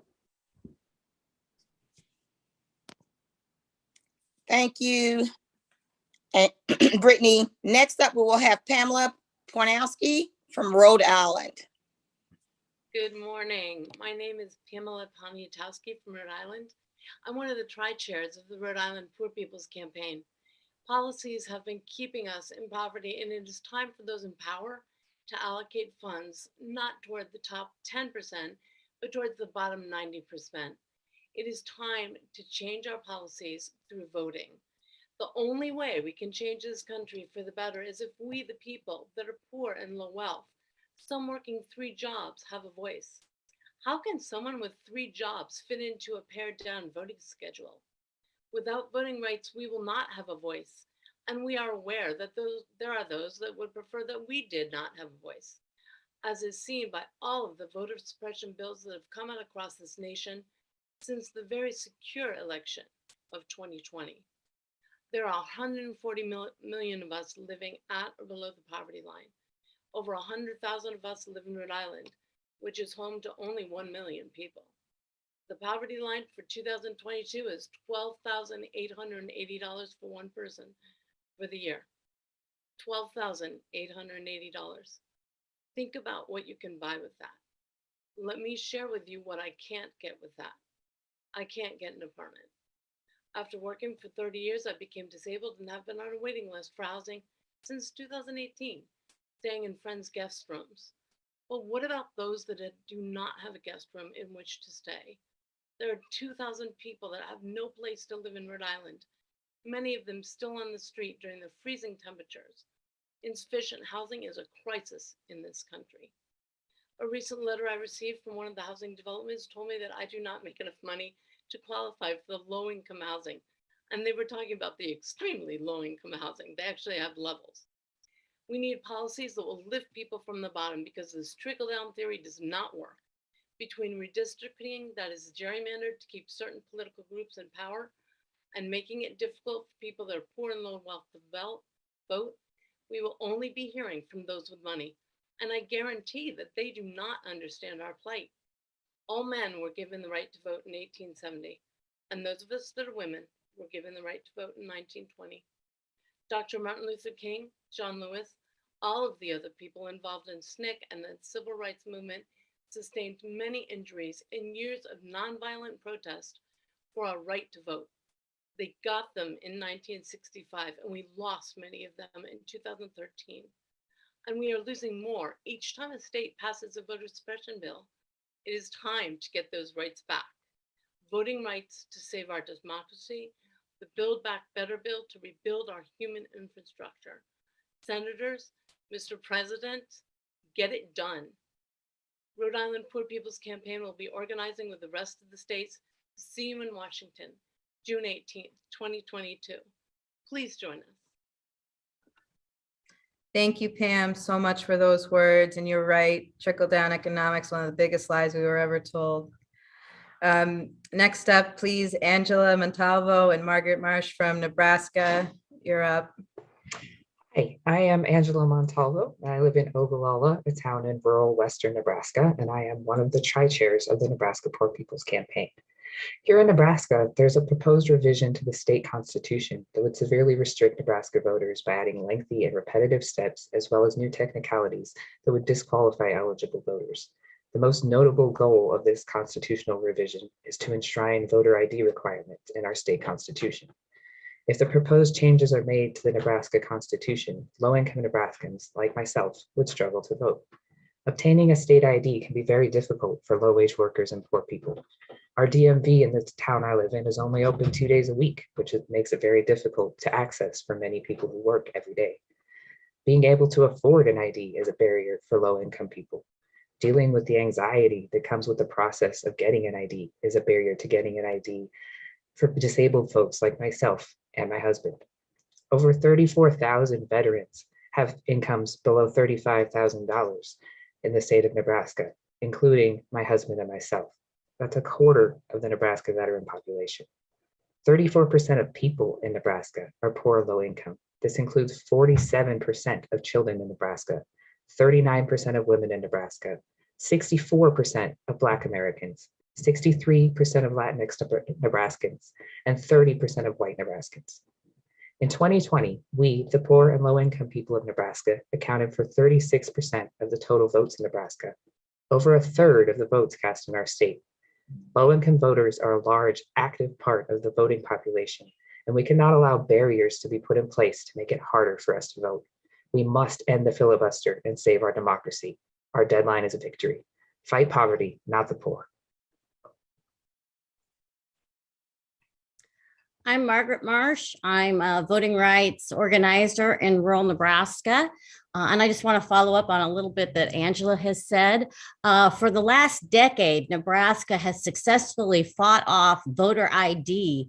And unfortunately, with this latest effort to put it on the ballot in Nebraska in November by a petition drive, which likely will succeed, we will see some of the tightest voter ID in the country, which is just really shocking, having worked on this issue for a while. Currently, our legislature, which is the only unicameral in the nation, is meeting, and there are 5 bills that concern making our elections less accessible. They would restrict third-party ballot collection and limit early voting. So I'm just really glad to be here today with all of you who are doing all of this important work. And we're just going to stand on notice that we will not tolerate this nonsense from the Senate anymore, because we all need protections and we need a Voting Rights Act now. So thank you. Thank you all for all the work you're doing. Thank you, Angela. Thank you, Margaret. That's right. Fight poverty, not the poor. Please, Natalie and Eileen from Iowa. Hello, everyone. Thank you for having us. I'm Natalie, she, her pronouns, here in Ames, Iowa, stolen land of the Sauk and Fox tribes. I'm a coordinating committee member for the Iowa PPC. There has been an assault on voting rights for more than a decade, with dozens of states, including my own, passing racist and ableist voter suppression laws. In August 2020, we were the last state in the nation to automatically restore voting rights to those convicted of felonies, but who completed their sentences. Folks who are incarcerated still do not have the right to vote. 2020 was also the second presidential election we've had without the full protections of the Voting Rights Act of 1965. And in 2021 alone, 19 states, including Iowa, passed more than 30 voter suppression laws that will impact up to 55 million eligible voters in those states. There's still more than 34,000 people in Iowa disenfranchised by voter suppression laws, 11% of whom are African American, which is astounding given the very small portion of African American folks living in the state of Iowa. We must fully restore and expand voting rights for all to save this democracy. As we've said on this broadcast many times, our deadline is victory. Forward together, not one step back.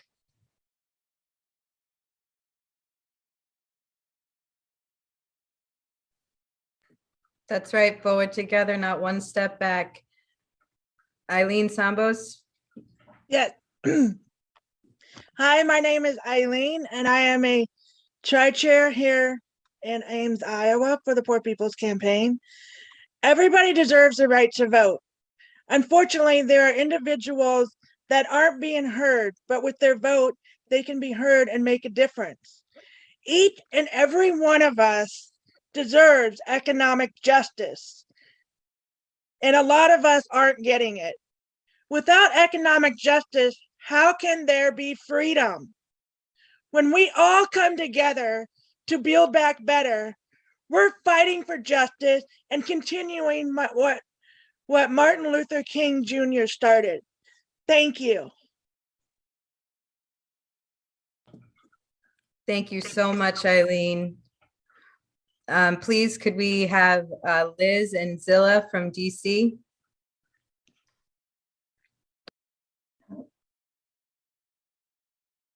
Good morning. Good morning. I'm Liz Mcneil, one of the chairs of the DC Poor People's Campaign and a longtime resident of Washington, DC. I moved to DC 40 years ago, and like all DC residents, I have firsthand experience with being disenfranchised. Before I moved here, I lived in a number of states, and in every state, I had 2 senators and a representative who had a vote in Congress looking out for their state's interests, at least as they saw them. They didn't always do what I wanted, but I knew I could write or visit them or vote them out to have some influence on Congress. But now, as you know, despite living in the capital of the nation and paying federal taxes like everyone else, residents of the District of Columbia, like me, have never had voting members of Congress. And to make matters even worse, in my time living here, I've watched as Congress has overruled the will of the people of DC on everything from gun regulations to healthcare to the minimum wage. It's just wrong that members of Congress from Utah, or Kentucky, or anywhere else can meddle in our local affairs. I know that the bills being considered today would not make DC a state, but they would set the country on a path towards a true democracy that must inevitably lead to statehood for the people of DC. I stand with my Poor People's Campaign family in states across the country in support of the Freedom to Vote Act and the John Lewis Voting Rights Advancement Act. And I look forward to the day that the voices of all the people of the United States count equally without regard to income, race, ethnicity, or how well connected you are. Thank you. Forward together, not one step back. Perfect. Yes, Liz, not one step back. Hello, everyone. My name is Zola Wesley. Greetings. She, her pronouns. I am coming from you from the occupied territory of Washington, D.C., where my other co-chair Liz said it so eloquently. We do not have representation. We pay taxes, but we don't vote. Yet we have a congresswoman who can't do anything and a shadow senator who doesn't even get paid and just is there. But yes, but that's a whole nother story. Even the shape of DC is rooted in the slave history of this United States. And today, I want to claim that the ancestors are smiling upon us. They are here and they are saying, and we are saying, as everyone is echoing from all over this country, that we are no longer afraid of our freedom. We are here today to claim our liberation. We are here today to manifest a transformation of our victory and our freedom for this country and for this world. And that's why it's time to pick a side, and all roads lead to Washington, D.C. I hope to see you there on June 18th, 2022, because we need to say that we are here and we want to not just live, but we want to thrive and not just survive. Thank you. Thank you so much, Zilla. She's right. Well, we've been here for about 3 hours now, and for 3 hours we have been telling our stories and sharing our experiences from all across the country. And it has been so beautiful to see the real power that this movement and this organism has, because when we work together, there's nothing we can't do. So thank you. Thank you for that, Zilla. I'd like to invite Jasmine to come up now. Good morning. My name is Jasmine Krotkov. I live in Nyhart, Montana, which has a population of about 35. Much of Montana is made up of small towns. Our whole state is like one smallish city with really, really long streets. Along those streets, we've got 283,857 low-income people registered to vote, and they accounted for 38% of total votes cast in the last election.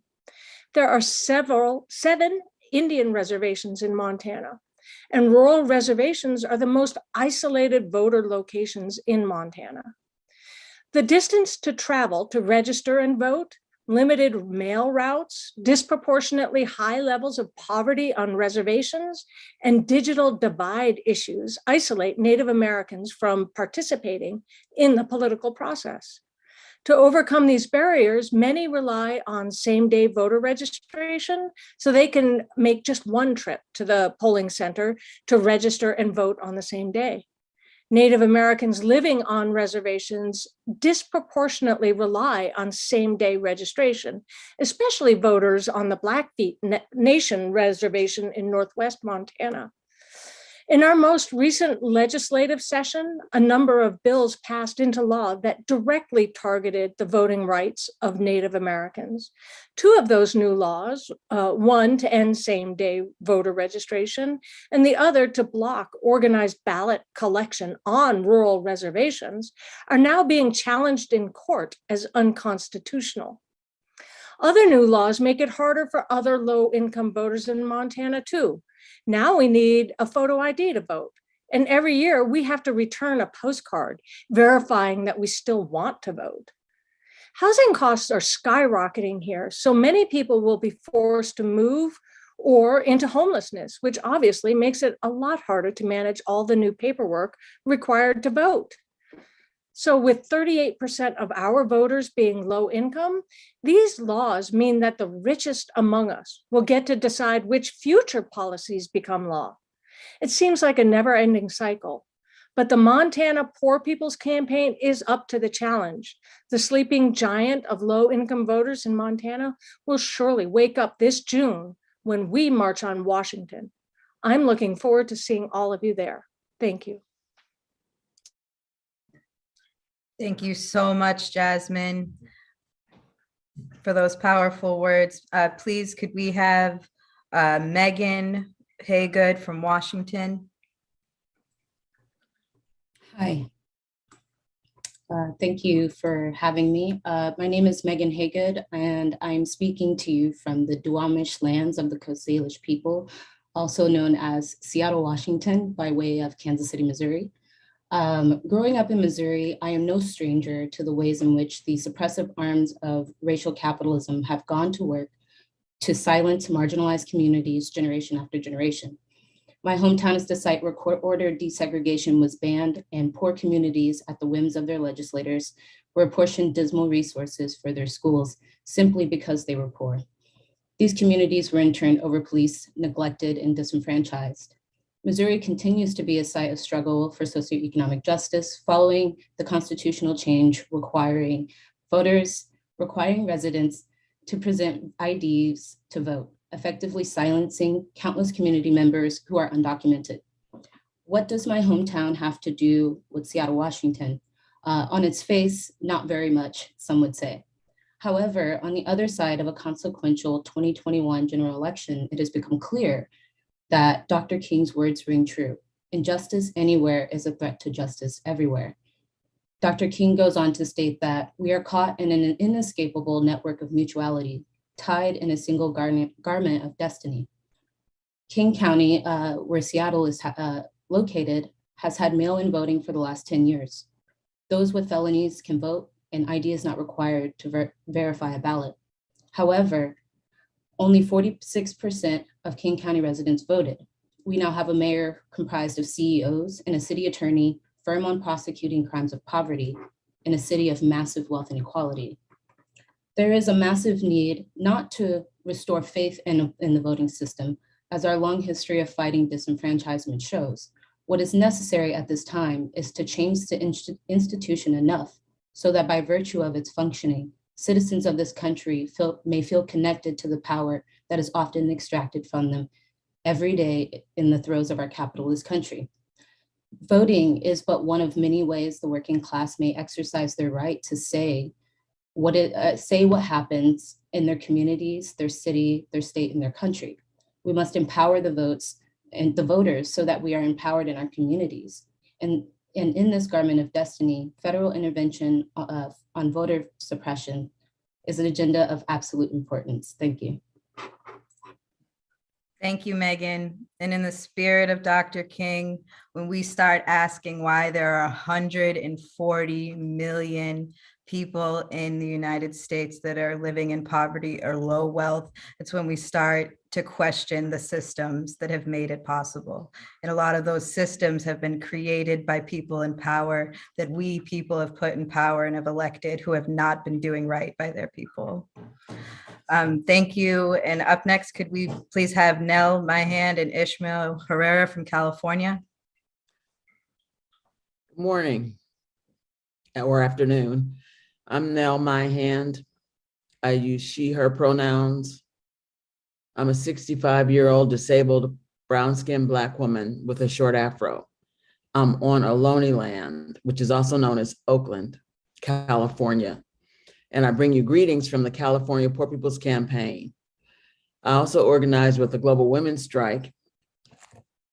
And I'm here to tell you that we're building the campaign as our best chance to defend ourselves against those who would deny our voting rights, because voting is power.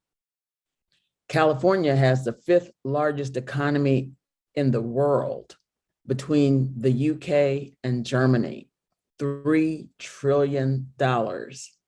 Yet 51%, 20 million Californians live at or near the poverty line. 62% of children, 54% of women, 61% of Black people, 72% of Latinx people, 38% of white people. And disabled people make up 12% of the population, but we're over half of people living in poverty. This points to the urgency of full voting rights, without which there is no democracy. The 1965 Voting Rights Act brought actual change that included increased Black employment in the public sector, anti-discrimination and affirmative action policies implemented at all levels of the government, and access to better education, health, and higher wages. The expansion of the child tax credit to include the poorest families after the 2020 election is a current example of the connection between voting rights and economic justice. The urgency of voter suppression is here in California too. We lost a congressional seat based on pandemic census count, and in San Luis Obispo County, our Central Coast region, Citizens for Good Government has filed a suit seeking to overturn the patent redistricting map that was unfairly made by their county supervisors. So that's why we're coming to Washington, D.C. for June 18, 2022 and beyond. Our numbers are growing and we will not be denied. We're turning our pain into people power and our outrage into organizing. Forward together and not one step back. My name is Ismael Herrera, and I'm from the California campaign, he, him. And I am an immigrant from Mexico who came over, and this is a place where we know who the president is 6 years before they get elected. So coming here, I believe that it was a very hopeful nation. But as I grew up, I found out that there's a lot of problems. And what I have done is I have worked with the California campaign to make a better life for everybody, for the people that are poor.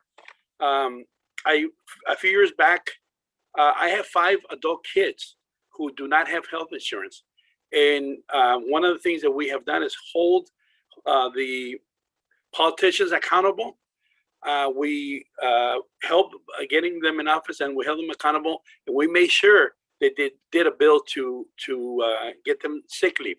So in California, we have 5 days of sick leave, thanks to people mobilizing, to people uniting, to people voting. And as Nell said, voting is power. There's a lot of work to do, but I believe that we can do it. And like Cesar Chavez said, si se puede, forward together. Thank you. Si se puede and forward together, not one step back. Thank you, Ishmael. All right, folks, we've got two more states, and then we'll conclude our vigil. Please, Lady Lawrence, and then our powerhouse team from Indiana, Crystal, Reverend Kim, Reverend Presley.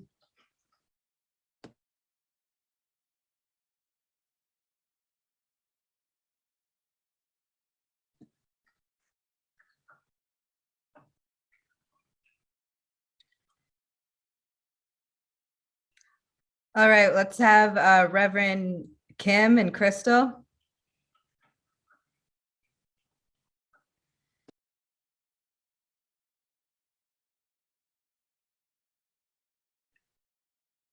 Trying to unmute, they're not. Oh, wait, here we go.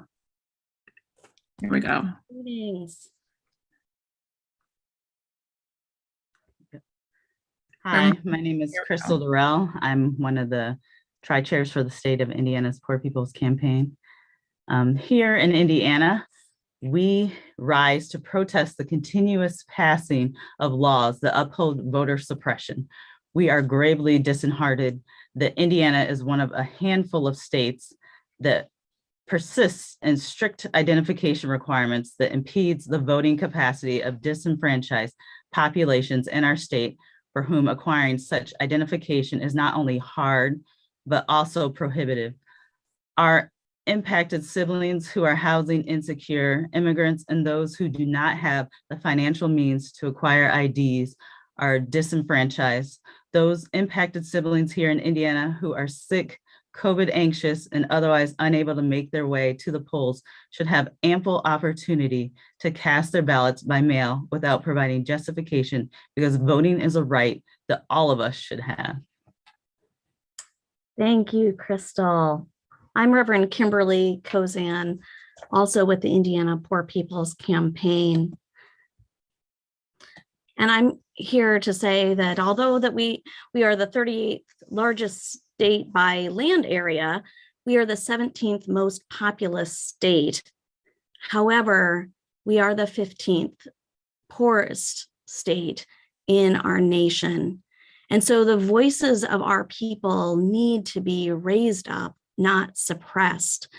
We are, we've seen some positives of voter engagement of our low wealth voters showing up when accessibility changed. In Indiana, in 2020, for our primary elections, there was a no fault voting option so that people could have absentee ballots, and people showed up. That right was taken away by the general election, but the energy of the people persisted against odds of reducing the number of our polling places significantly. And we still had over 63% of our registered voters show up to the elections, the general elections, even though there were people who could not find a parking place within a mile of our voting centers, who had to wait in lines for a long time, especially in Marion County, where Indianapolis is located. Personally, as a vulnerable person with chronic health issues, my access to voting was increased by that 2020 primary. And I had concern about how do I be a committed citizen who shows up and uses my voice and my power when we are in a pandemic, and we still are. We've seen that Ohio has been able to show up in a powerful way and use their legislative laws to make sure that gerrymandering does not persist. And so congratulations to our neighbors in Ohio who have made a difference and made sure that our numbers, our legislative districts, also represent who lives in them, and that 48% of the population is not ignored. We want to see more of that, not just in Indiana, but we want the insurance policy. We want to make sure there is nationwide voter laws that make it so that we all will have access. We had one bill that is currently in process in our state that may pass would grant permanent absentee ballot status for elderly and disabled voters. This could be a step forward in Indiana, but as I said before, nationwide assurance is what we all need so that we can be engaged citizens. We know there's virtually no evidence of voter fraud, and so much to be gained by the investment of the people in our democracy, because when the people know their votes count, and trust me that we, the people, are not done until victory is won. Amen. I'm Dr. J.B. Pressey. I'm with the Poor People's Campaign of Indiana, and it gives me a great pleasure to be on this platform. I was in Washington, D.C. with Dr. Barber and his awesome staff. Didn't go to jail, but we was there nevertheless, and this is giving Indiana an opportunity to voice our concerns. And I'm reminded what Dr. Martin Luther King once said. He said, our lives begin to end the day we become silent about the things that matters the most. And today, voting, today, economic justice, today, the Poor People's Program to provide opportunities for our people nationwide, they matter to all of us. So we're here today to lend our voice to all the other voices around this country for freedom, justice, and equality. And as was said earlier, our victory is our deadline.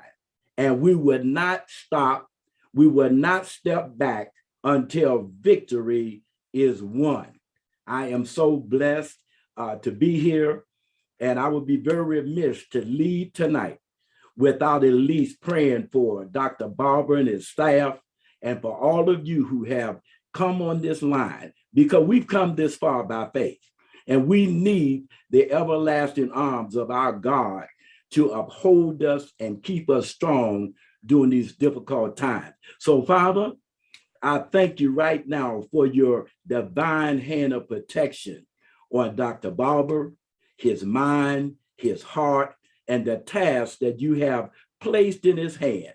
Because on this day, we are reminded that Dr. King asked the question, where do we go? Are we going to be in chaos, or are we going to be in community? We choose the latter, oh God, to fight for the right to vote and to fight for folks who can't fight for themselves. We thank you for his staff. Continue to surround him with the love and the devotion that they have been committed to this task to carry out the legacy and the dream of the Poor People's Campaign that Dr. King started before he was assassinated. Father, we give you praise. We give you honor in the mighty, wonderful name of your Son, Jesus Christ. Thank you. Thank you so much, Reverend Dr. Pressey. Lady Lawrence, please. I'm Lady Lawrence from Roxbury, Massachusetts, a Black 65-year-old disabled woman. I'm honored to be one of the voices for Mass for Moral Justice. Our nation was in crisis before COVID, a moral crisis, and that crisis is what we're here to address today.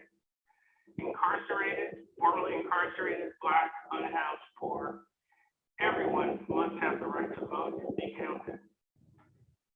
Slavery is still legal in America. The 13th Amendment only ended private slavery.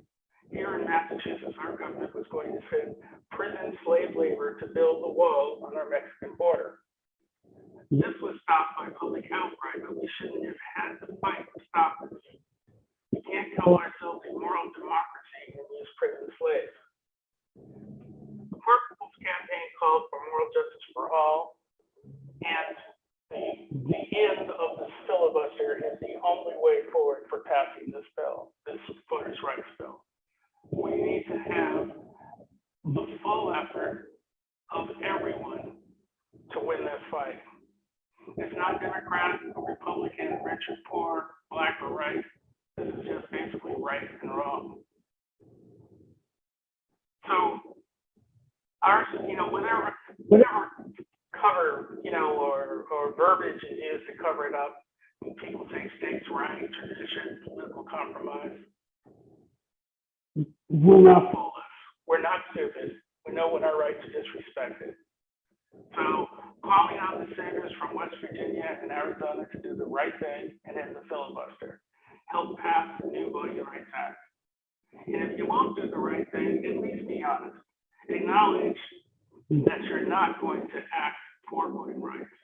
And anybody who's not acting to end this kind of discrimination in voting is basically voting to maintain the status quo. President Biden, we are encouraged that you are speaking up, but you can and must do more along with us. You can't defend democracy over there. We don't have democracy right here in America. You need our votes. And if you don't do more to protect our rights, our votes won't be there for you. Go to West Virginia and Arizona, vote every month, and force the nation to deal with racist voting laws. Campaign to replace senators who refuse to end the filibuster. So the voting rights bill is passed now, or it's passed and replacements take office. Passing the new voting rights bill is just the beginning of this work. Reconstruction is not finished until we are finished dismantling all of the structural, racial, and economic inequalities. Thank you for this chance to speak. Thank you so much for those powerful words. And thank you everyone who has been participating today, everyone who has joined us online across the country. I'm going to turn it over to our co-chair for Poor People's Campaign and National Call for Moral Revival, Reverend Liz Theo-Harris, to close us out. Thank you, thank you, thank you. This has been amazing, y'all. Thanks to the powerful moral voices, the leadership coming out of communities across the country, from the states that are all impacted by voter suppression, by economic injustice, by the lack of expansion of healthcare, by all of the problems that the 140 million people are experiencing who are poor and low income in this country, but who are rising up, as we heard today, who are coming forward with solutions, as we heard today, who are stopping at nothing less than victory. The words of Matthew 5 were running through my head as I was hearing these powerful leaders today. We should not hide our light under a bushel. We have to let our lights shine. We have to have our voice heard and counted. We have to have our voices out in the public. And so that is what we're doing in the Poor People's Campaign. That is what we're doing all across this land. We're uniting together. We're organizing together. We're mobilizing and registering and educating and engaging and empowering people into a movement, a moral movement that can rock the very foundations of this nation and make life better for everybody. We are going to continue to organize, and we want you all to join us. Join us in the Poor People's Campaign, a national call for moral revival. Join us as we organize and push for June 18th, a mass poor people, low-wage workers assembly and a moral march on Washington. We are going to continue to fight because we know nothing less than continuous struggle is going to lead to the victory that we're having. Victory is ours. Victory is ours. Victory today and every day that we fight is ours. And so we, in our movement, say, we're going to move forward together and not one step back. Thank you for joining. Thank you to the powerful moral voices. And let us indeed organize, organize, organize, because we can and we are. Amen.